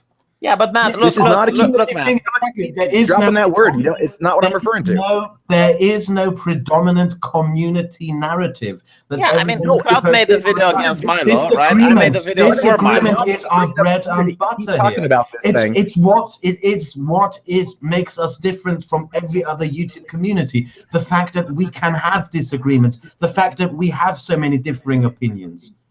We have no one narrative. Matt, Kraut No, made the but video look, I'm against not Milo. talking I made the video for Milo, talking- and we're still friends. You know, I'm not going to ostracize I'm Kraut. talking about. No, here's what I'm talking. I'm not talking about the community. I'm talking individual people. No, but people. this is I interesting. said, With every always- individual has There is his own always a cult. core narrative. There's always a core narrative depending on the group. Overall, there is, regardless if you want to admit it or not. And I'll give you a prime fucking example. Okay, Trump supporters, blanket term. It's a blanket term, but look at what happened just a month ago, right? We had the Dear White People trailer came on out. Alaska, big, well-known Twitter Trump supporter, said that Netflix is promoting white genocide and fucking call this thing out without ever seeing the movie, without seeing anything past a 30-second fucking trailer. And people lost their collective shit over it and didn't even bother to do one iota of fucking research. That was a narrative that was propagated by people who are outrage warriors on their own side. That is what I'm referring to. It's usually boils down to an individual, but depending on how influential that individual is, we will start to see the minds and opinions shift of other people that are afraid of breaking outside of that narrative. And those narratives exist. And I think you all, if you don't, I just, I don't think you get ostracized if you break the narrative. These narratives exist. These narratives exist. They get started by people within this, I fucking hate the word community, but because this community consists of individuals of different opinions, there's always bound to be at very least be one person who goes against the narrative. Yeah, and I don't think we ostracize people that go against the narrative. You know, but I think I don't think that there is an actual ostracization with SAWs. Yes, they will fucking excommunicate you. Look at what happened with Emma Watson and those photos, from just the other day. They will do that. What I mean is the individual is afraid of that. And like I said, I've seen people legitimately change their opinions because of something along those lines. And these are people that convinced. I mean, did you ever think that maybe they heard the arguments and they got convinced? I've talked to a few of them privately. They ain't convinced. And what does that have to do with what harmful opinions and his supporters are doing? Because as far as I have seen, most people have rejected him within the community. Most people like you and so forth have gone, oh, you're just being a silly whatever, doing the outrage thing. You're the living evidence that a narrative doesn't predominantly always go one way, that people are always there to speak out against it. No, but some people out there took this particular situation and ran with it in particular directions that were just, oh dear. What do you mean with some people running into directions? I mean, I'm trying not to name any. I'm not naming anyone to. What do you mean? I'm not trying to call anyone the fuck out. Hang on. You people. I was listening to this when I was downstairs. So, Kraut, you do tend to look at this like a monolith. V was right about like the way you're approaching this, and you're a very principled man, but they're not the be all and end all. They're subjectively they are your principles, and you're obviously entitled to act on them. But they're not. I mean, everyone holds the same principles at different levels, but you're holding honesty to to obviously a high standard. But is there anyone here who doesn't think they should be honest with their audience? No, I didn't think so. I think it's very important. Exactly. This is the thing. Like, Kraut, you're saying, but honesty is the thing. And I'm thinking, well, yeah, but nobody disagrees with you, and it's not that you're wrong. You're not wrong at all, but like you guys are talking past each other. And so, I mean, there are small sections of the audience on everyone's channel. I see this as, it probably is the majority who get involved with the like-dislike button, probably. People who actually feel invested, like 10% of the audience, it generally tends to be, as far as I can tell, who are making a political statement by pushing the like-dislike. These are the people who are, like, invested. These are really the community. The other people are just people who just want to understand what's going on. And there is a percentage of these people, not all of them, obviously. These generally make up, if you like, look at the, let me just get the Dave Rubin thing up to see what the like-dislike bar looks like. But the people who do this, these are the people who give a shit. And so, like, okay, it's had 22,000 views at the moment and 678 downvotes compared to 1,800 views. It's not that many people who are genuinely annoyed about this. And so these are the sort of people, they are the people who are the people who Matt is talking about. Wait, where? Which video? What I'm saying is there's proof. Yeah, but You keep saying but you keep saying who are these people? Well, I just told you who those people are. So now we can agree that everyone's trying to be honest. We know who we're talking about. There is some legitimacy to what Matt's saying. So I mean, and the problem I think you guys are having is that you're telling him that's not true, and you're and then you're asking him to give you the exact things. So I'm just. I'm not saying that it's not true that there are people who always follow a narrative. What I'm saying is it is not true that there is consistently always a narrative that is to be followed. I think that notion doesn't exist in our community. There are a lot of for the very fact is we are people who consistently, completely, always disagree with each other. We come from various different viewpoints. That's good. That's what I'm saying. There are lots of different narratives. That's the thing. There are lots of narratives. In fact, it seems that every YouTube channel tends to have their own one. And like people like Till Deer were complaining when people started copying each other's sort of, points. And he was saying that nobody's making original points or whatever. And I'm thinking, thank God I don't watch very many videos. But it's like, okay, that's a good point. If that's something that's happening. The problem is that there isn't a plurality of narratives. Everyone should have their own narrative effectively, and we should all be like, right, okay, I don't agree with some of what he said. I agree with some of what he said. In fact, I think if you put these two things together, it actually becomes a more accurate version of events, or or if you're not, whatever, something like that. Just people form their own opinion through what they see, and we're seeing a great plurality of opinion. That's fucking brilliant. That's actually the system working as planned, But we're getting to the point where we're accusing each other of malice and things like this. And so, okay. This is like the problem. No one thinks that honesty is not a primary thing to their audience. Now it's about like what you consider to fall under honesty, and this is where you differ. And it's okay, but are we going to say that Matt's being dishonest, or are we saying that it's just a different standard that you don't adhere to? You adhere to a better standard. I'm not accusing him of being dishonest so far. Okay, so he's not being dishonest. So he's being honest. You're being honest. Okay. I don't think you can even be dishonest on YouTube. I mean, this is why SJW channels aren't functioning. You can be dishonest as fuck. You can, for example... you can be dishonest. That's not hard to do. Yeah, but in our line of work, we're just like let's playing the news, because that's what we are. We're like the young Turks, Okay, let me give you an example of a couple of months ago. There were these guys who ran a company which was a gambling site for CSGO, and they decided to turn off these pesky ethics and advertise for it without disclosing it. Sure. No, I agree, but I'm talking about specifically our skeptic community, right? Well, all we really need is ethics and skepticism. No, but I think a lot of people follow us because they're sick and tired of the media lying to them. And if people catch wind that you're bullshitting or lying, they'll just unsubscribe from your channel. I mean, it happens all the time with like people like atheism. Yeah, but people have to call it out as well. Yeah, when someone lies, it requires someone to stand up and point out the lie. Yeah, but that's the point, isn't it? It's people have been like, and everyone. I agree with everyone. There has been a kind of cult mentality about things recently, and that's the point. People have been well, you were saying earlier, like it felt like kind of culty, where people come to you and say, why aren't you talking about this? Why aren't you talking about this?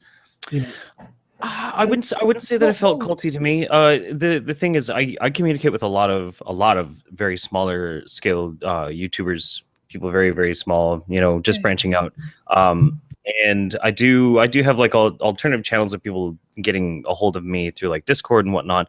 And every single time something would happen that had anything to do with Armored Skeptic or Shu or anybody else, and especially the Candid situation, and more than just the Candid situation, some of the more other egregious and annoying fucking things, I was the ear that people were wanting to talk to, and I wasn't invested in it. I was trying to stay away from it as much as I could, and it was just perpetual. But it didn't feel culty; it felt concerned.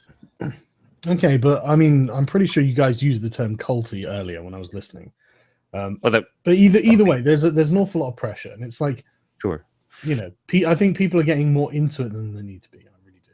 And I mean, do you guys not? I mean, there doesn't seem to be much of a tolerance. Well, pressure is always there. Pressure is always there when something happens, and to just dismiss it is not right. I'm not trying to dismiss any pressure. What I'm saying is that we're actually on the same page. Being honest is a good thing, and Candid have been dicks, and like we're going after the fine details. This is the thing, and like. What have these people actually really done? I mean, not really that much. They've been the useful idiots for Candid's fucking biggest scheme. So why waste your time with the useful idiots? Look, just Because one of the useful idiots keeps going on and is acting in a dishonest way. Sure, but Dusty does as well. Well, you know, people doing. Yeah, and I took a massive shit on him. I took a massive shit on him. I know, it was funny, and you should do one on Armored Skeptic if he's being a dick. But this is the thing. Why are people still saying talk about it? You know, it's done. You know, it does feel drawn out, but I mean, it just keeps getting brought up to the forefront. And the thing that I've been trying to figure out, is. There's either one of two things, as far as I've been able to decipher. I could be wrong, you know, that I've been able to try and figure out about this. Either one, this is a response to the overt and continual bringing up of community that you know because again it's something that we talk about, and we talk about it quite a bit. And even though I try and throw humor onto it, I understand the arguments. Either that, because this does compromise in many ways, or could, or does in some people's points of view, compromises the sense of community, or the other option might just be because this is something that enough people do continually give a shit about and are still butthurt about it. And I can't tell people to stop being butthurt. I can't.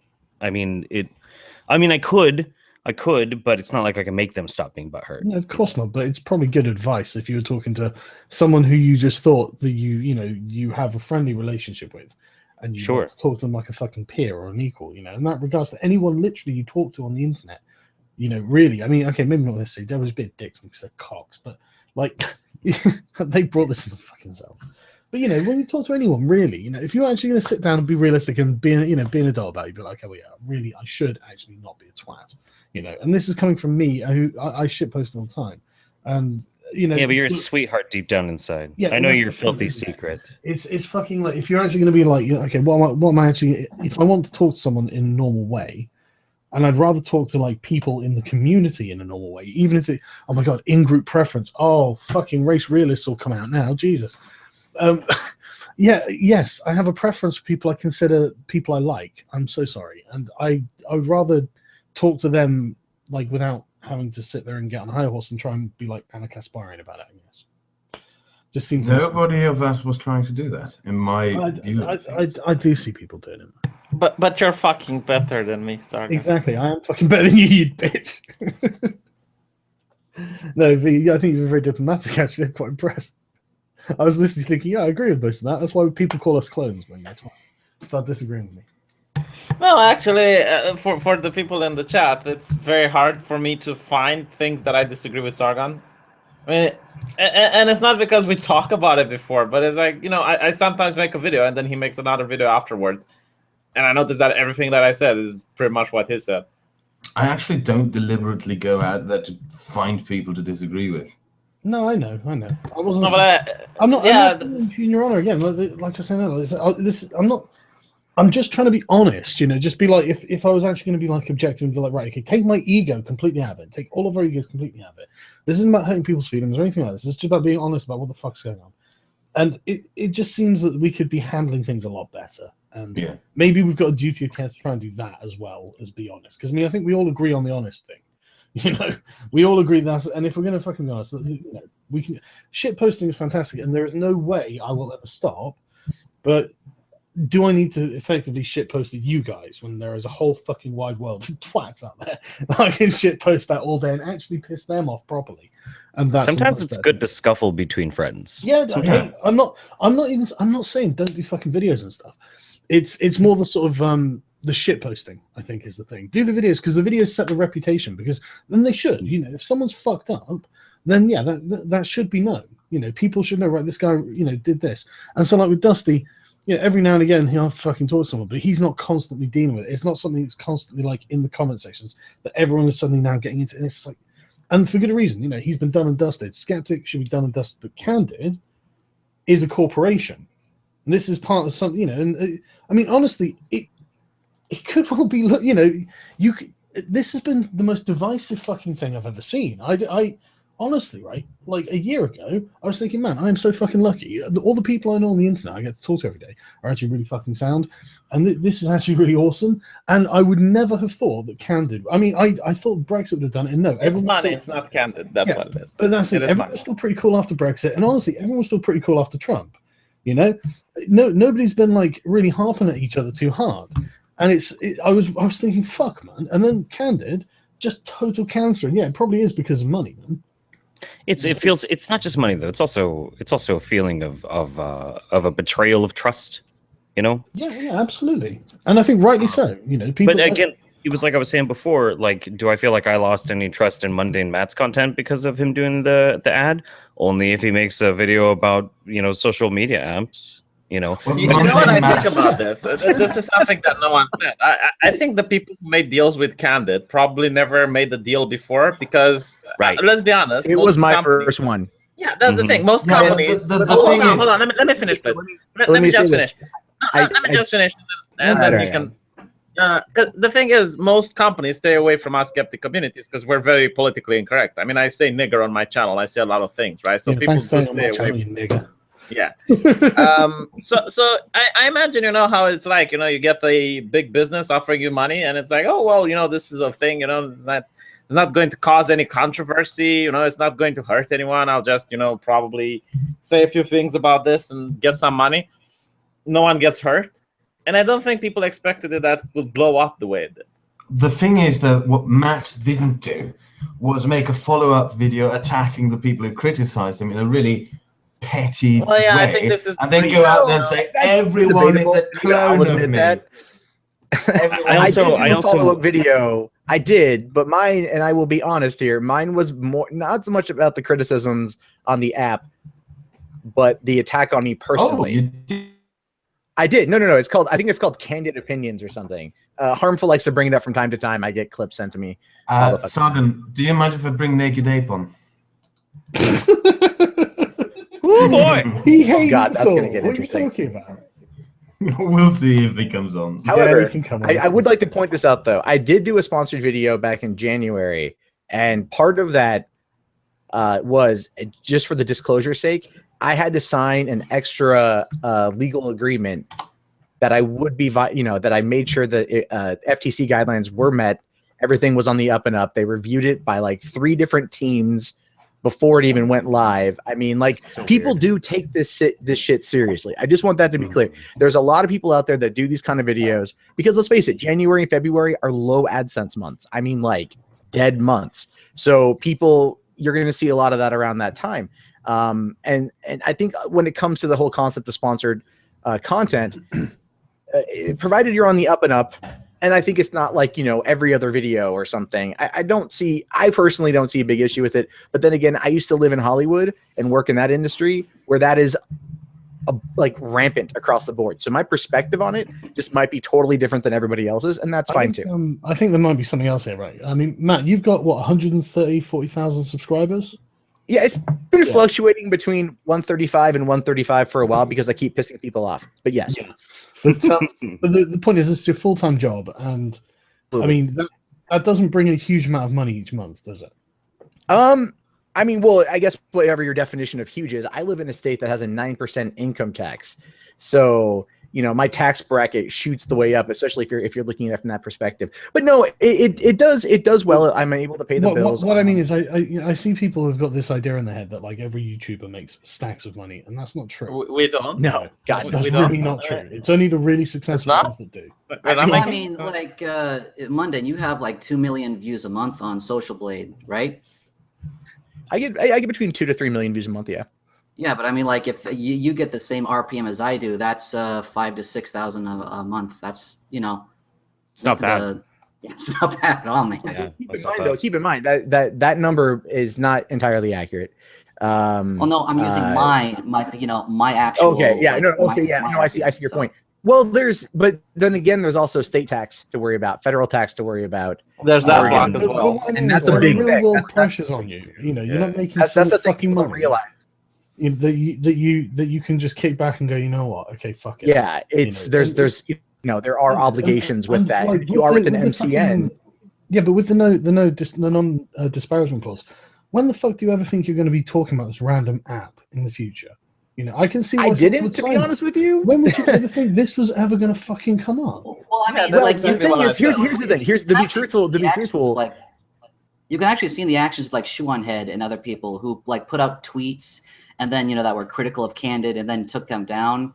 And you might want to ask the question whether or not they did that because of the non-disparagement clause and bearing specific. Just definitely. Of course. I actually want to say a story real quick. I don't know how So I actually got approached from Candid to make a video, and I accepted it. But I made it clear to them that I would not bend my ethics entirely at all, and I would say them, what I actually think about the app. And there, I was actually working with the Guardian, the guy who was with Harmful Opinions, because I was like, fuck, I could use the money. Like, you should convince them. How much did they offer, by the way? Yeah, it was $2,000. So apparently, I'm like at the level of. Well, that's like twice what Teal Deer was offered? He was only offered $1,000, wasn't it?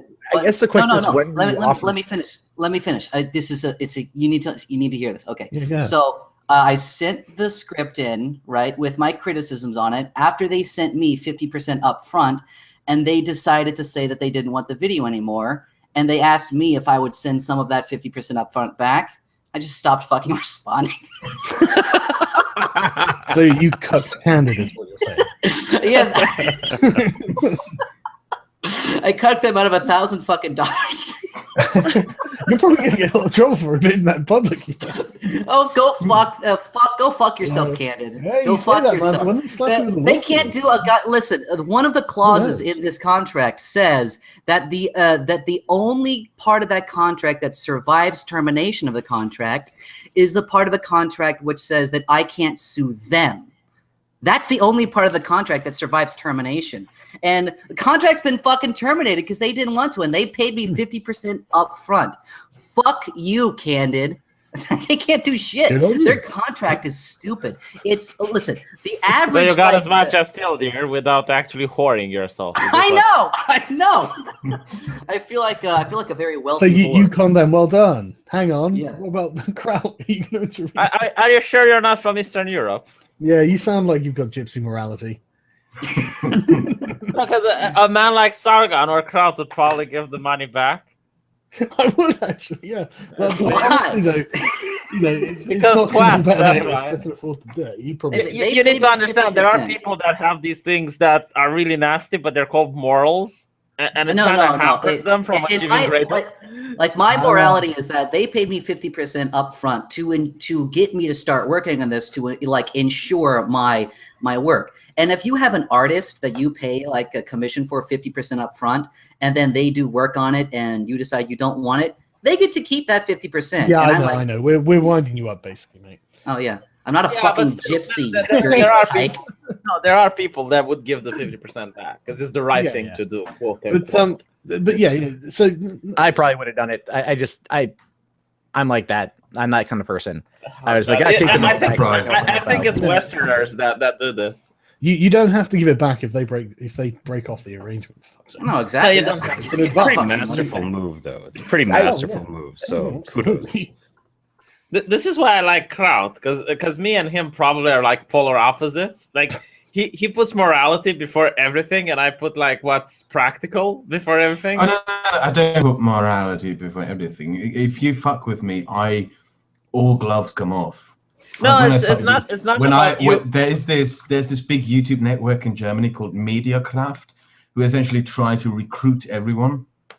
And I when I made 5 videos or something, I got a copyright strike from them, which was completely based on thin air. And I guess they attempted to recruit me for their network with that, and I sent them. It must have been a 5-page long email where I described to their CEO how I would peel his skin off and roast him over an open fire. What the fuck? Yeah, Jesus Christ, Kraut. Maybe you should worry less about your honor then, because that's what it seems to me. Honest, and I'm not saying that in a negative way, man. I think it's an important thing to worry about. Well, German people are into honor killings, aren't they? I mean, how many migrants do you get? How many do you need to get before you can say that Germans are into honor killing? Savage. Yeah. So yeah, I mean, just I don't know. I mean, like, I wanted to say, because I've had this opinion about Candid. I don't know how much you've got. I don't watch live stream. Live streams bore the fuck out of me. So I don't know how much you said. But, like, the only reason why Candid is this huge deal, it isn't about the app itself. The app is boring. I've said this before. I think the app is boring. It's not a big deal. Some social media app is being creepy. Oh, the fuck well. I still use Twitter. But, I mean, it's just what actually, like, got my interest is just how people started reacting to it. I actually want to ask you, Sargon. And this isn't me like trying to call you out, but like I want to say I'm disappointed in you because there was a video and I want to describe the theme of this video and see if this is what you said and then ask you about it because you made a video where you said on this subject like it was titled, you know, the skeptic community or something, that this is a community and that we should be focusing on SJWs because they're like a bigger threat. Is that like the gist of it? Because that's the gist of it that I got from it. There's definitely something in it. I mean, for me, it's more I'm trying to express my opinion. I guess I don't think I'm trying to command people or anything like this. Yeah, but I mean, it's your opinion. You know, right? I've been trying to say to everyone like this whole time that I just look at everyone like I look at my regular friends, not like in that way, but like just I don't sit there. I don't care about like subscriber numbers, and I never have, and I don't care about like. I don't care about power games really. It's fun to do it against the SJWs because that's all they do. You can never have a proper conversation with them. But if there's someone whose work you respect or something, then it seems worth your while just to be have a proper conversation with them on the live stream or something with them.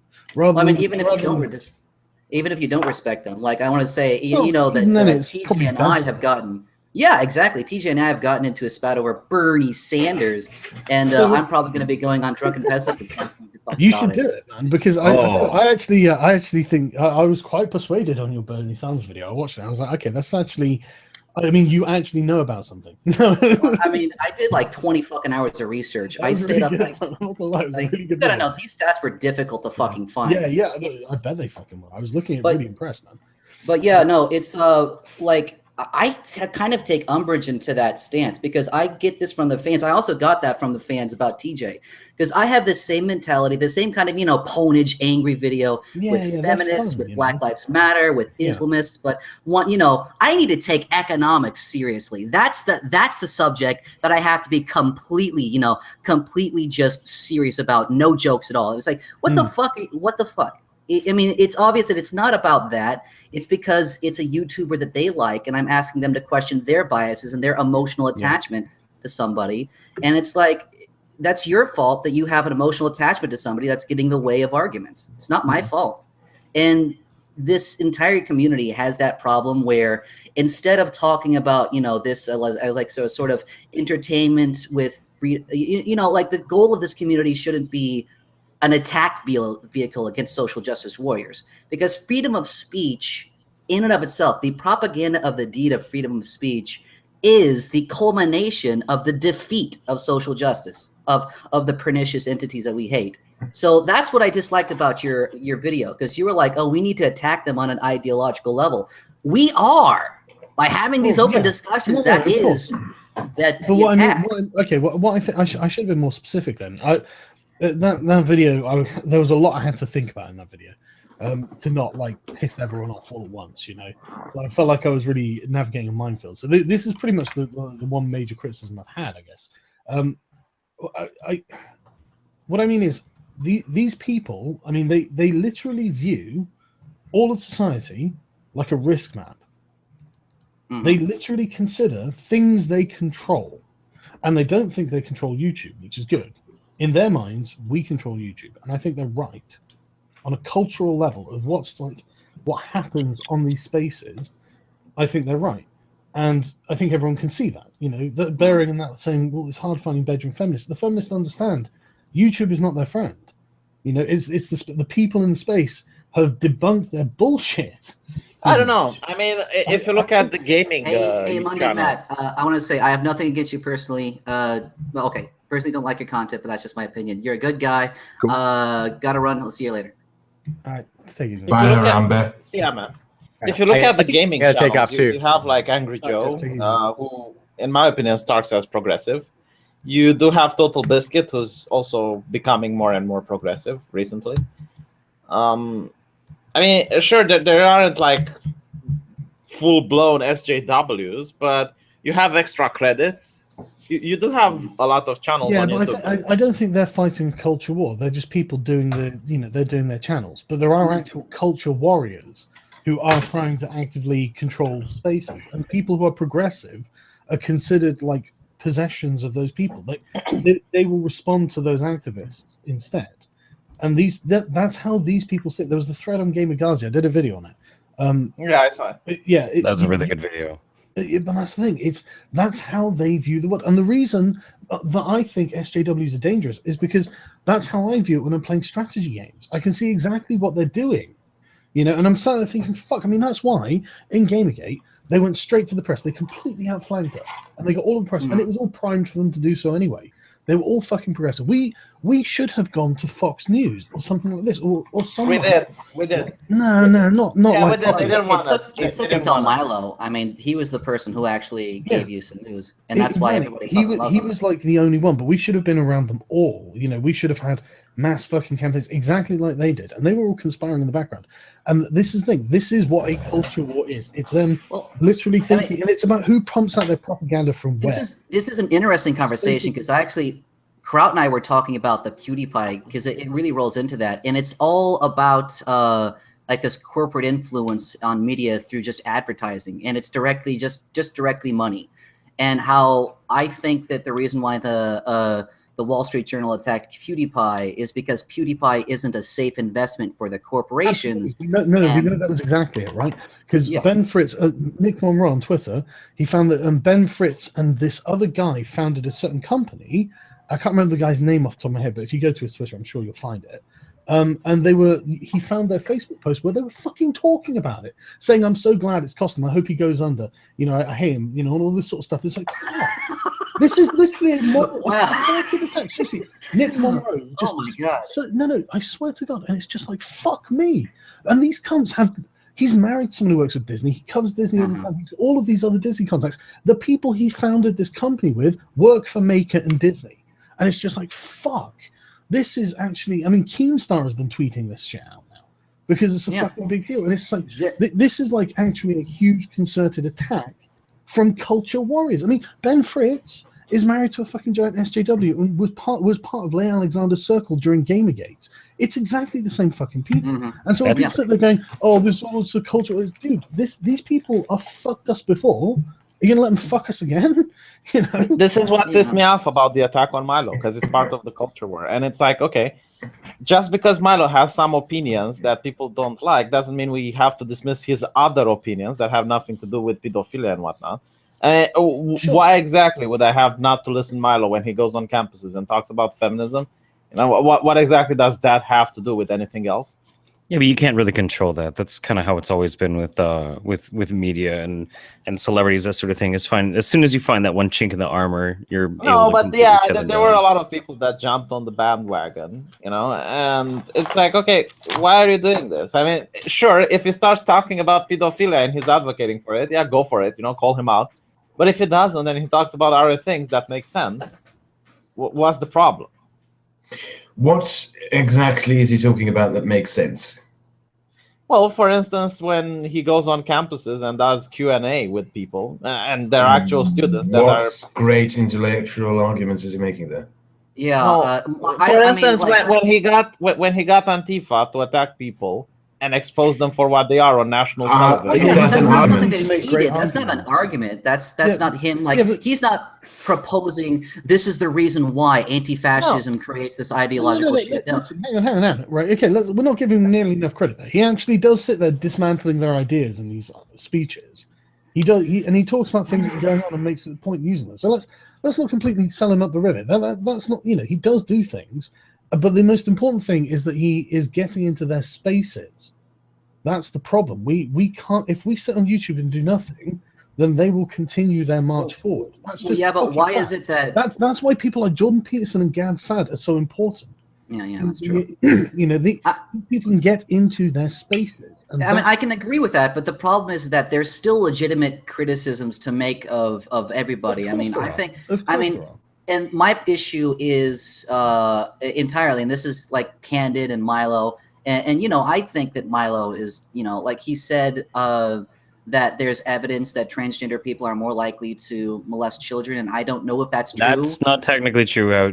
What he technically said was they're more likely to be involved in sex crimes, which is actually technically true if you do it by ratio, and you're not necessarily saying that they're the if you're not delineating between the victim or the enactor. Well, I mean that's like disingenuous at the lake. So I mean, at the very least, it's disingenuous framing, and that's the thing is that Milo. I mean, he has some purpose, but like, I mean, as an intellectual figurehead, he has legitimate criticisms, and the problem I have is this.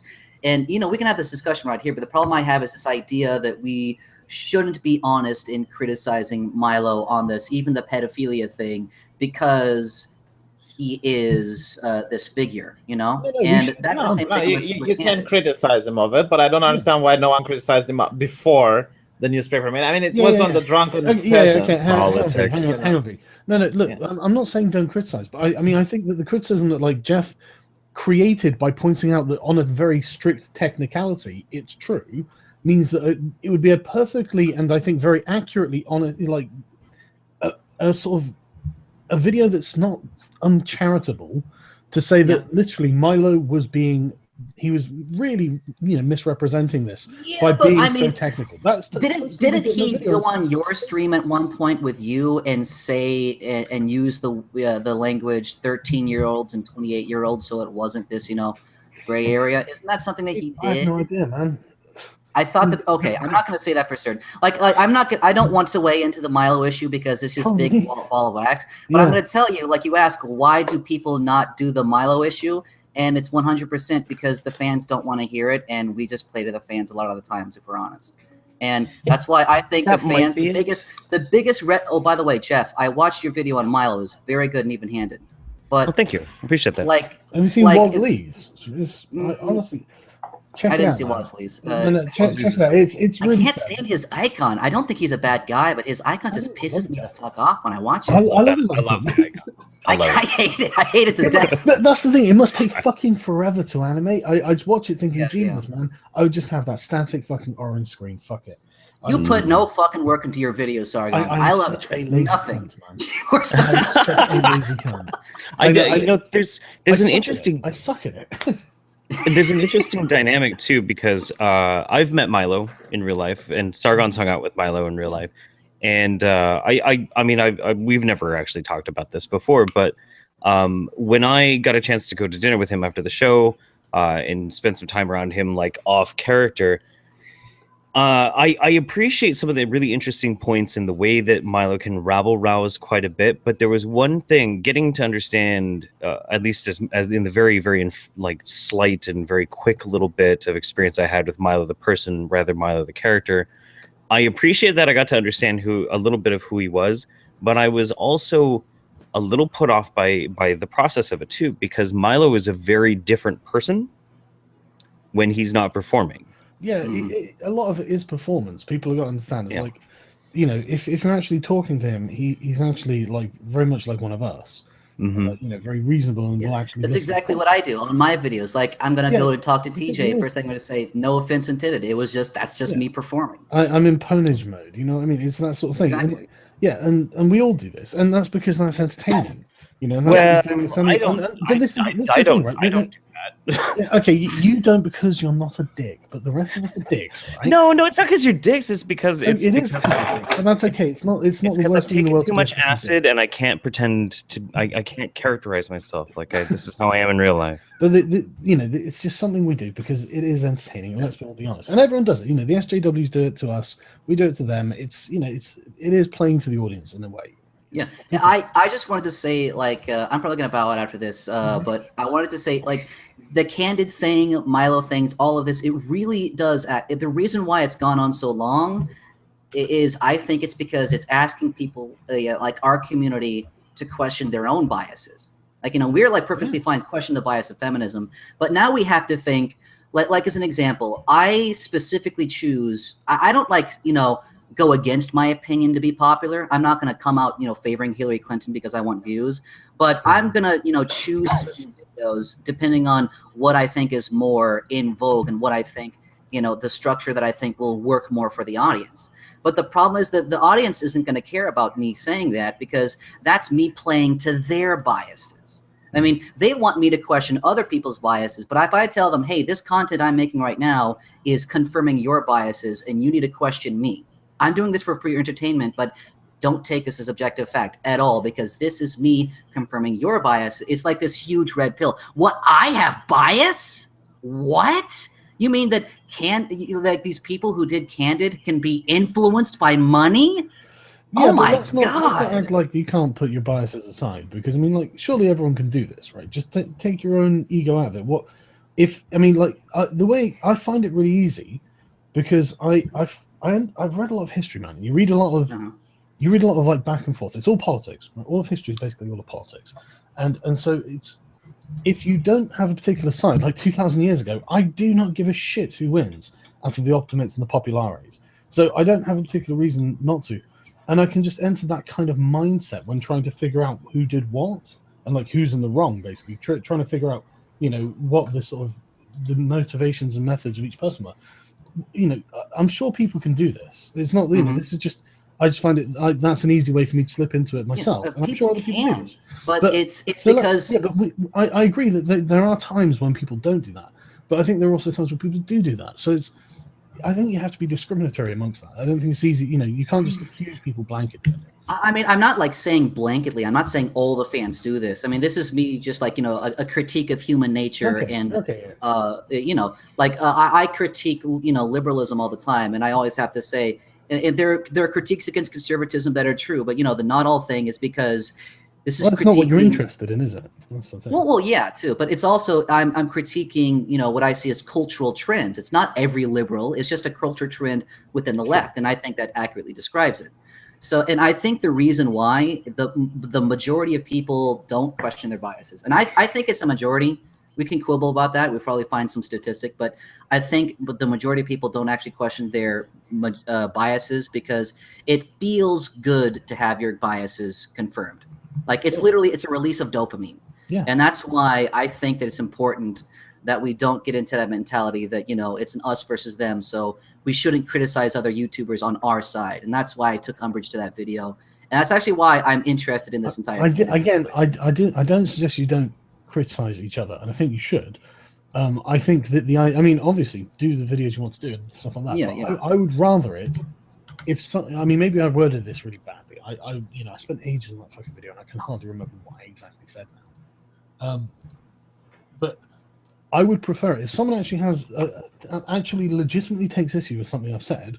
I would rather than say, "Hey, can we do a live stream and talk about this one thing?" I mean, that's what me and Crown are doing right now. You know, that's how all this started and stuff like this. You know? Oh, I wasn't paying attention. I don't pay attention to you guys. I know. I wouldn't expect you to. You know, it was just a bullshit thing.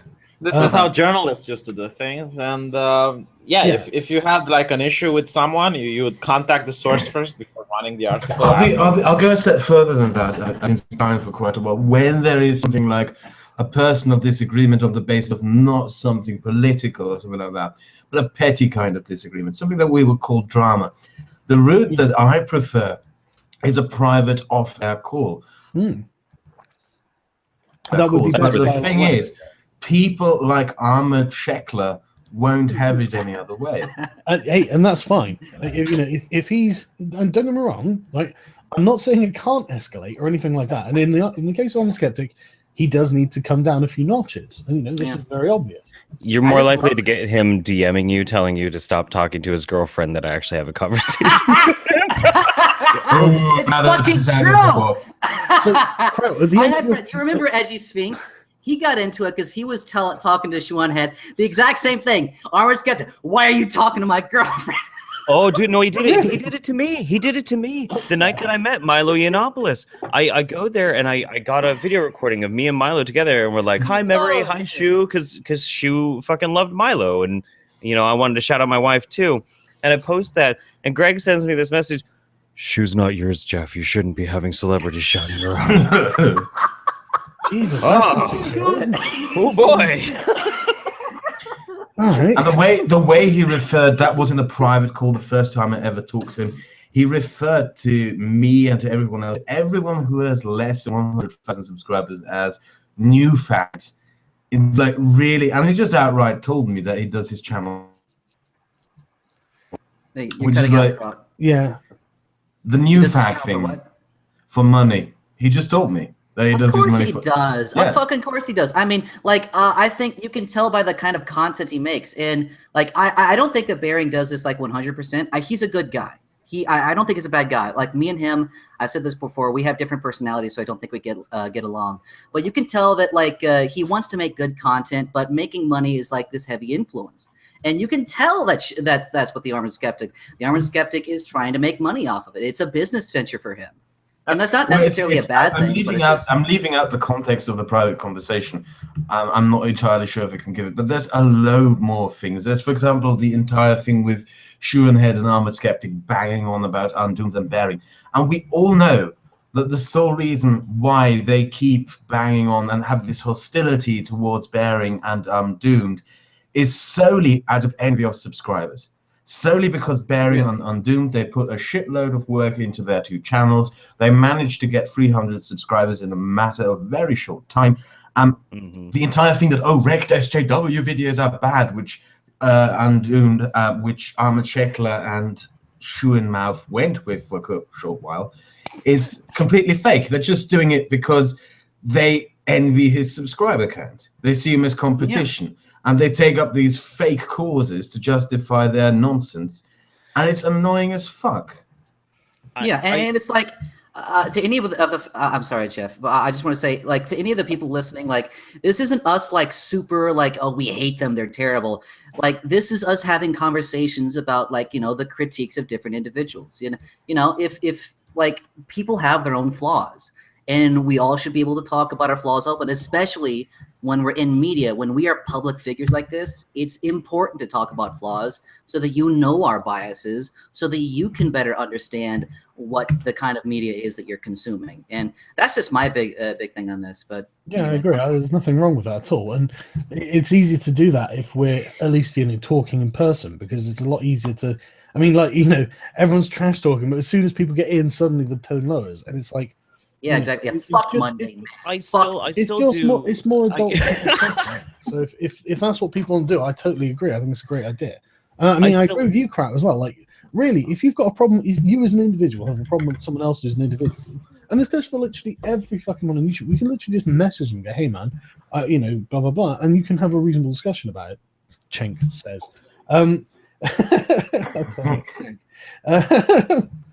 But yeah, you know, and okay, do a live stream, and then if they're fucking still being pricks and they refuse all this, yeah, fucking go crazy, man. Twat. I don't understand though. What's the thing with the money? It's like going to a doctor and go like, "Oh, you just heal people for the money." No. It's because I'm leaving out the context of the conversation that I had with Armored Sheckler and Shoehenmouth. It's God. Come on, I do have to say though, I have to put this out there. Shu has never been anything but absolutely wonderful to me. She's always been really nice to me. I'm not bad you know, we did an amazing charity together. We've been buddies in the past. She and I had it out in a live stream where I was regrettably way too drunk and I acted like a complete asshole. I don't regret anything I said. I was a shit show when I said it. Okay, we can agree that Shlomo on Head has been very kind to most of us. She has. But the thing, one of the, like, this is a double-ended statement that I'm making is damage control, that I do actually still like Shu, but also bringing up that we did do that charity. You were there, Sargon. We did that charity for that guy with he had heart trouble and his wife left him and took their kid. Oh yeah. So me and Shu organized that together because I interviewed the guy on my channel, and then fast forward 2 months later, and Greg claimed that he was the one who set that whole thing up, and it was all his doing. Yeah, I mean, that's the thing, is that Shu and Armored have like a problem with ego. I mean, this isn't like, again, this is just like, you can see, I get the same fucking problem. I've had it happen with me before. it's a huge ego boost. And like I wanted to say one thing, like V, when you're saying about doctors, we actually have a big problem in the United States in some places where doctors will receive kickbacks for providing some kind of prescriptions. So they might, you know, choose a different prescription. That's a world phenomenon. It's in Romania as well. Yeah, so I mean, you know, there is like a big deal, like you're making money, so that does influence your thing. But yeah, stop being sheep. Don't trust anything. Listen to Alex Jones. The Jews did 9/11. You know, Naked Ape is like Naked Ape. He's all hyped up on that super male vitality. Naked So Ape, goddamn wrong. I fucking love him. I like his videos on. I like a lot of people's videos. This is the thing. I watch Devin Tracy's videos. I still find him fucking curb stomping and Turks funny. I can't believe you hate Sargon's videos. Yeah, I do actually. It's fun. I honestly can't listen to my own videos. I can't stand the sound of my own fucking voice. It's just like it just doesn't sound like it normally sounds. If it sounded as it was in my head, I probably wouldn't give a shit. But it doesn't, so I don't like it. Dude, I got the greatest burn on Devin Tracy the other day. The greatest fucking burn. Oh my god! What was it? Did you see that, Sargon? No, go on. What was it? Oh, okay. So I was fucking drunk as fuck, just wasted, and you know, chilling out, having the end of my night sort of thing. And you know, Devin got kicked off YouTube again. And so I'm looking into it, and as it turns out, it's because he made this video of this man kicking a German woman down a flight of stairs. And Devin claimed that it was a Muslim, and it turned out it was a Bulgarian gypsy that actually. Yeah, I made a video as well. I had to take it down because it was obviously V kicked some bitch down the stairs, obviously. Blame your people's actions. But so the thing is, so Devin gets in trouble for that because he misattributed the race of the person who assaulted the woman. And I was like, you know what, it's not fair, Devin. It's not. I got this thought in my head. I got drunk and recorded. Like, Devin, it's not fair that you would be kicked off for that, because the Young Turks 3 times to my count over the past 6 months have automatically assumed that somebody who is a perpetrator of a crime was white. So basically what we could take away from this is you should have your channel back, and you're just as bad as the Young Turks. Is that hold on? Is that why he got banned on YouTube? I think that's why. That's as far as I've been able to find out. Yeah. I don't know whether it was. I made that video as well, by the way. But like, I think after 1 hour that I've uploaded, I found out that it's fake, so I took it down. Oh right. I didn't. I kind of made a habit out of whenever something like this happens, just sit back and wait for the facts to come out. Just always. There's just bound to be a terrorist attack in the future where everyone jumps on those and goes, oh, the Muslims, and then it turns out to be left-wing or right-wing terrorist attack. Let the alt-right jump on No, it. the thing is, it was on a respectable website. I think that's why me and David fell for it, because it was on a respectable website. I don't remember. What is a respectable website? Oh, you know, one of the mainstream media like Daily Mail or whatnot. The Guardian. If it can just be corroborated, basically. You know. Yeah, I forgot which one was it, but still, it struck me odd that the Muslim was having a beer in his hand. You know, and that's when I started doing more digging, and I found out that it's suspect. Yeah. Well, hey, my dudes, I'm gonna hop off. Memory needs to use this this microphone to sing the pirate song. Chatelet, my brothers, Free Kekistan. Please, yeah. Shlomo on the head. Sorry for that. I couldn't resist it. It's fine. You're the one who's going to have to apologize for being a dick. I don't care about that. So yeah, this conversation has kind of run its course. Yeah, I think so. Yeah. I hope everyone was enjoying the drama. Fucking drama. Yeah, maybe we can just move on to make something else. I don't know why you took it so hard, mate. You were quite triggered at it. I mean, I joined the stream and I was like, seeing you actually butthurt about the whole situation. Where was I butthurt? What are you? Sargon. Me? Oh, I don't know. But like, have you been following the Vault 7 stuff, Torvi? Yeah. Really interesting. Fuck it. Since I'm going to go through some of these things, right? No, I'm gonna go to bed. It's 2:30. But fine. I'll just talk to myself, you cunts, right? I'm still doing research on Islamic homophobia. All right, I'm just going to share my screen and stuff, and I'll see you later. I'll stay like 10 more minutes, but I think you should do another stream of this because this one is like 2 hours already. People won't see it. Yeah. I will do. I'll probably do a video on it or something like that. But like, I was just like not had a look at it really. It's like fucking. Fucking server name www.bigbronies.com. Fucking CIA, what are you doing? Yeah, the fact that CIA can stop your car and cause a car crash. That was interesting. I'm going to drop out. Yeah, okay, man. I'll see you guys later. Thank you for having me on again, and See ya, thank you for doing this. Anytime, man. Take it easy. Yeah, talk to you again soon. Bye. Yeah, bye. Yeah, is it like Department of Meme Warfare and shit like this? Where's the... See, the thing that I don't understand, where's the outrage? Why aren't Americans on the streets? You know, why isn't people... You're not going to get on the streets because the CIA's got a Department of Meme Warfare, man. Jesus. No, not that. Did you notice the fact that your television can have a fake off mode and you can be recorded on whatever you say in your house and it goes to the CIA? Is this true? Vladimir Putin's bank is the top Clinton fundraisers lobbying firm on its payroll since the middle of the 2016 election. That can't be true. I mean, I don't know whether that's true or not. This is a tweet that's going around, so I don't know if that's true. Who the fuck is this? David Sirota. Look at that. The CIA is hacking Times, Samsung Smart TV. I've had worse than that. Fuck, he's actually a proper journo. Maybe that is true. Fucking hell. If Putin was the one, if Clinton's the one with Russian ties, oh, that's going to be really fucking funny. That's going to be really fucking. Isn't that just going to be fucking beautiful? See, this is the one that I think Americans should be on the street. The one with the Samsung TV. Yeah, but come on, let's be honest. After all this, like, oh, it's Trump, it's Trump, it's Trump. No, actually, it's Hillary. Come on. But, hey, okay, fine. CIA is hacking Samsung smart TVs according to WikiLeaks docs. That's fucking worrying. Yeah, it says that if you have a Samsung TV and you turn it off, even if it's off, apparently there's a microphone in it, and whatever you talk in your house, the CIA can record. So we are literally looking at Orwell's nightmare. Yeah, pretty much. And I just don't understand why are they doing it if the NSA is doing it as well.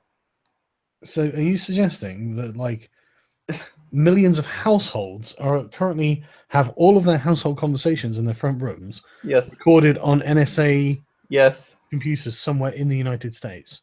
Well, it's CIA, not the NSA. But the NSA is also spying on people. We know this from WikiLeaks as well. Yeah, but if it's possible to do it through these televisions, what's stopping the NSA from doing that? I don't know. And it's interesting. Why is NSA and CIA spying as well? Like, can't they just share the information? Well, no. I'm sure there are many reasons they can't share the information. But like, I mean, this is pretty fucking catastrophic for Obama's reputation, isn't it? Why the fuck are the CIA spying on people through their fucking TVs? Yeah, that's why I don't understand why people aren't on the street right now. I mean, well, because I guess because Obama's not in office, so are they going to protest against Trump for doing this? He didn't do it. No, the CIA. I mean, you would expect they would want the the head of the CIA to step down or something. Yeah, maybe. Fucking, I guess it's only just coming out, so maybe people.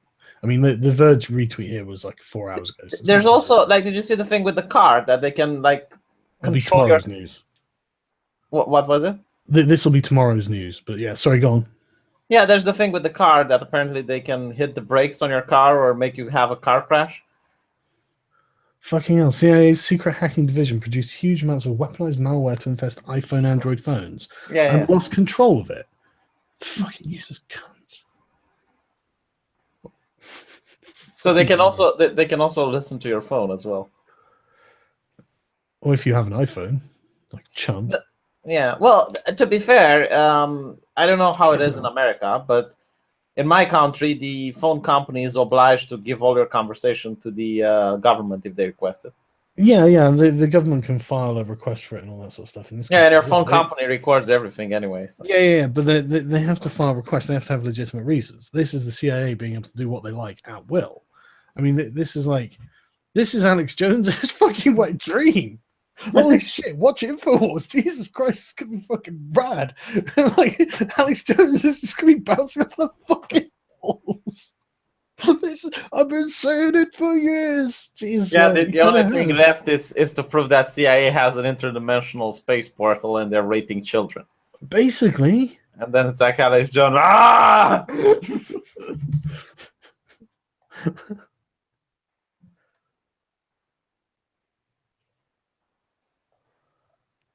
Look at the taxation is theft guy. Yeah.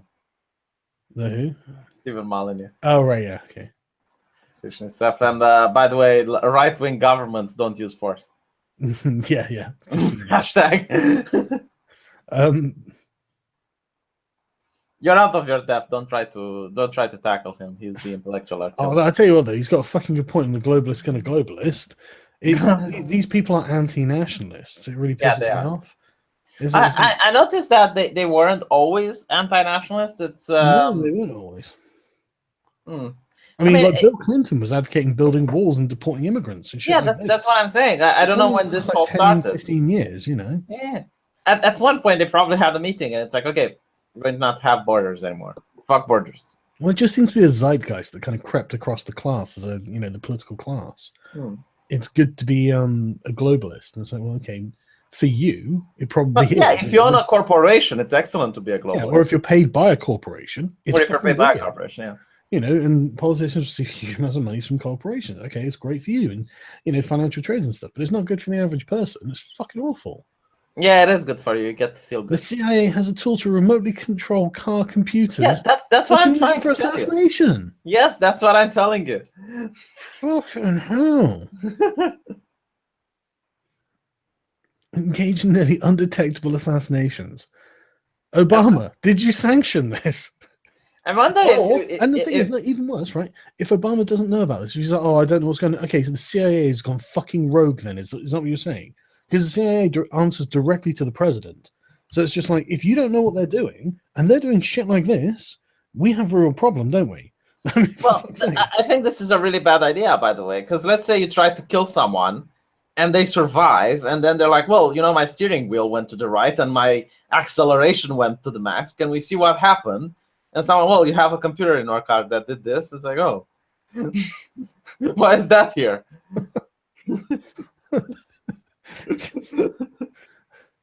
Tried to kill me. Thanks, Obama. Oh, great. There's a BuzzFeed article that scrolls through Twitter. This apparently, I assume is good. When Democrats love to spy on Americans. So apparently, what was it? I like the fact that at least George Bush had the common sense to say, okay, we're spying because we're afraid of terrorists, I mean, he was trying to justify it. He was doing some mental gymnastics. Obama was like, oh, fuck it, we're just going to spy. Right, okay, he actually has died as well, right? Report for BuzzFeed, recently on blah, blah, blah.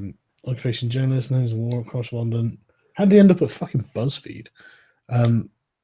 Death. Right, okay. So he died in a single automobile accident crash when his Mercedes 250 coupe at approximately 4:25 a.m. crashed. Right, okay. Does this have an onboard computer? Let's see.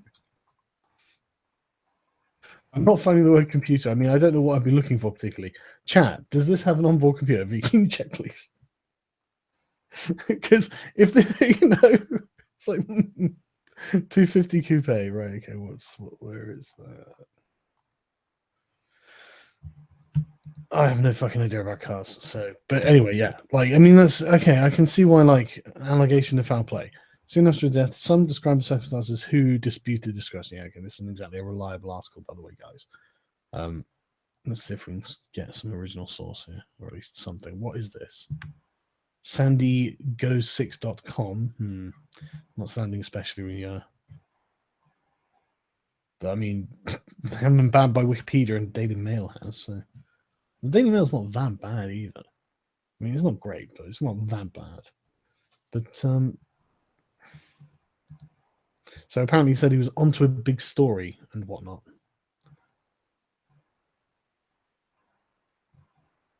It's Fox News. I mean, they're not that bad. They are bad, but fucking none of this is trustworthy. So we have a nice conspiracy theory with this guy's death. Okay, fine. And I'm starting to hate the word conspiracy theory. Yeah, me too. Because what it means is like, oh, don't look into this. If you look into this, you're a crazy person. Well, I don't think of him that way because I mean, with everything that's coming out in the CIA, I mean, if he's writing about why the Democrats love to spy on Americans and they're doing all of that, then I mean, and if he says, I mean, if it's true that he said, like before his death, he's on something big, and all this sort of stuff, and he's basically going to break a story of like the great surveillance state that is coming out from WikiLeaks that we actually now see. I mean, like it's not an absurd conspiracy theory by any stretch of the imagination. No. And he dies in a car crash, and we even know how they could have done it. I mean, I agree with you, but what I'm saying is that in common language, conspiracy theory means that if you even talk about it, or if you even believe about it, then you're an insane person. I know, that's because people are idiots. Well, I think it's done on purpose. I think the media made the word to mean what it means. By the way, I sent you a link on Twitter with a cube appearing on America and someone taking pictures of it, because I know you love that shit. Let me find it. Why'd you send it on fucking Twitter? It's from earlier this morning. Hold on, I'll find it and I'll give it a link. It's all good. Weaponized black hole. Yes. I know you like this shit. Shit. So I just this video is from a channel called Secure Team. Hang on. Yeah, this is a clip from a video from a channel called Secure Team 10. I wouldn't trust it. It's not that the guy. I watch them all the time because I love this UFO shit, right? Yeah, I know. That's why I sent it. Yeah, no, yeah.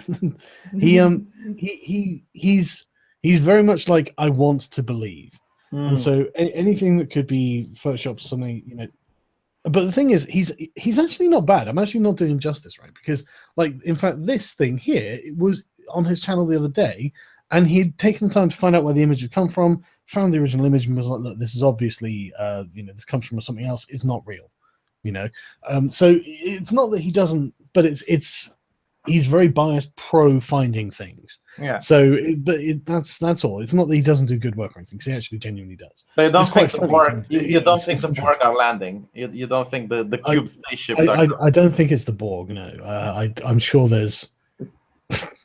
Why would you describe that as a portal? It's an object. Maybe it's Indiana Jones in a refrigerator. Yeah, clearly.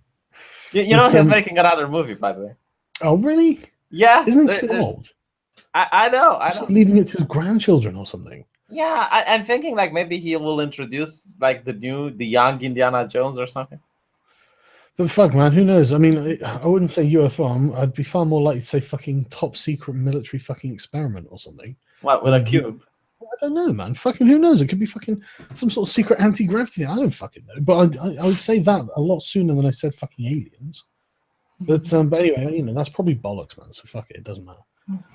But the CIA stuff, that's real.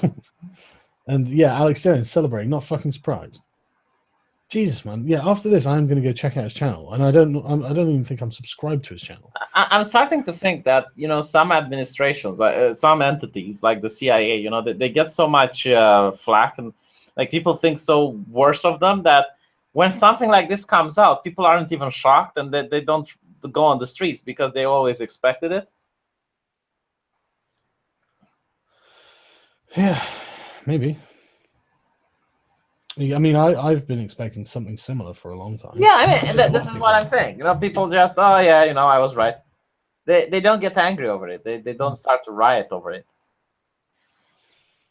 Yeah. Wall Street Journal confirms the authenticity of Vault 7. Breaking according to Shane Harris, who I suppose is Oh, what, the PewDiePie website? But yeah, I mean, it turns out that's probably true then, guys. No, on this, I don't see why they would be necessarily needing to lie. And it wasn't the same guy anyway, so I mean, Ben Fritz is the problem with Wall Street Journal, clearly. No, it was three guys, the Three Musketeers. Yeah, but it really looks like Ben Fritz is the one pushing it forward. Ben Fritz and his friends. He's the ones with the connections and stuff. I heard he's actually respectable in his line of work. Well, yeah, he used to be, but he is a culture warrior, though. He woke up one day and said, "You know what I need to do today? Career suicide. That's what I need to do."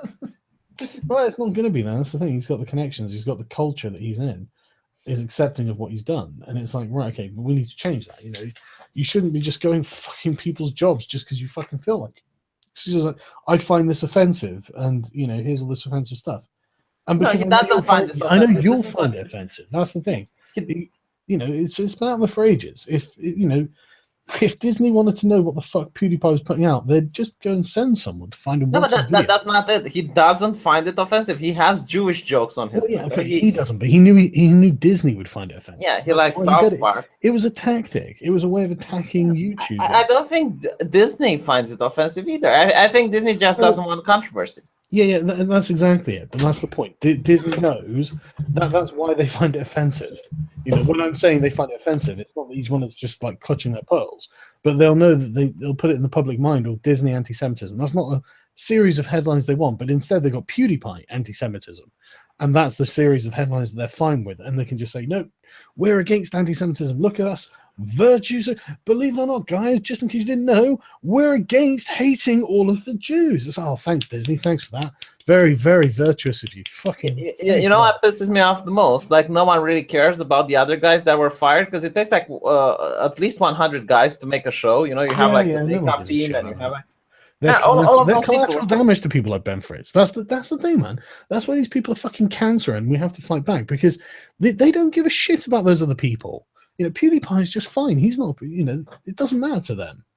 And literally, did you see the fucking guy going, I wish you'd lost it all or something like that? One of Ben Fritz's fucking friends. It was just like, man, check Nick Monroe's Twitter. Seriously. It's just like, it pisses me off. And it's like, these people are fucking cancer. We can't just sit there in the face of it and do nothing. That's suicide. These people are coming for us, man. But I hate saying it, but it's like, look, they're forcing our hand. What are we going to do? Bring on the jackboots. Yeah, exactly. Right-wing death squads. Where are the right wings? Don't know. Naked Ape is going to be the death squad. Which you'd probably enjoy. If Le Pen wins in France, I think these people are done for. Do you know what I noticed? Did you notice that there's no more like hatred towards like the cis straight white male type of rhetoric? It's almost dead now. Yeah, nobody cares about it anymore, do they? Yeah, it's like the men are the evil and whatnot. I think we pushed them back really hard. At least on this issue. I mean, there's still the transgender issue that we need to fight and the multiculturalism issue like that. But when it comes to like the radical feminists, like the all straight white men, cis, blah, blah, blah, that's dead. I can't find any more articles on that.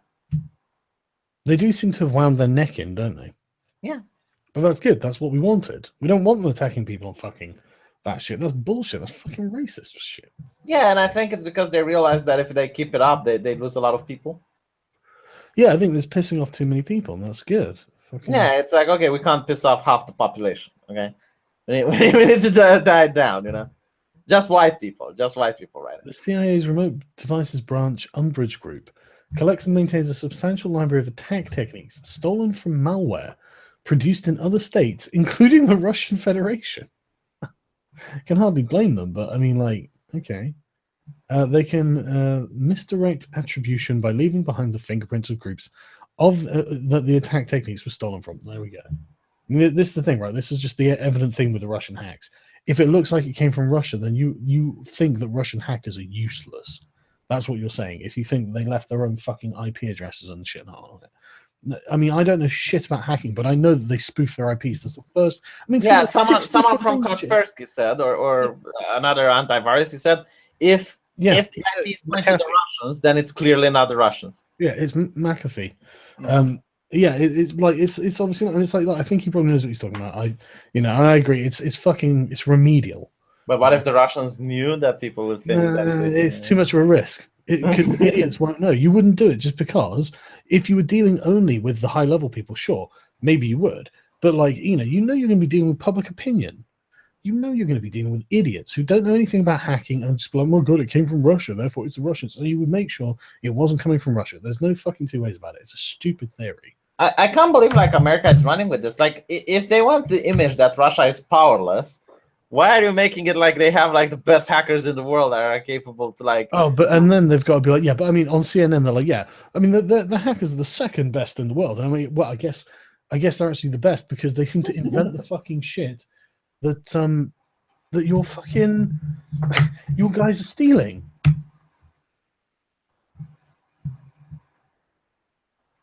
I think people are glorifying hacking way too much now.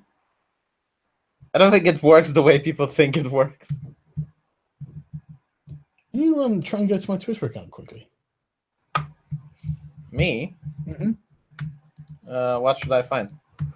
Just go to my Twitter account. Okay.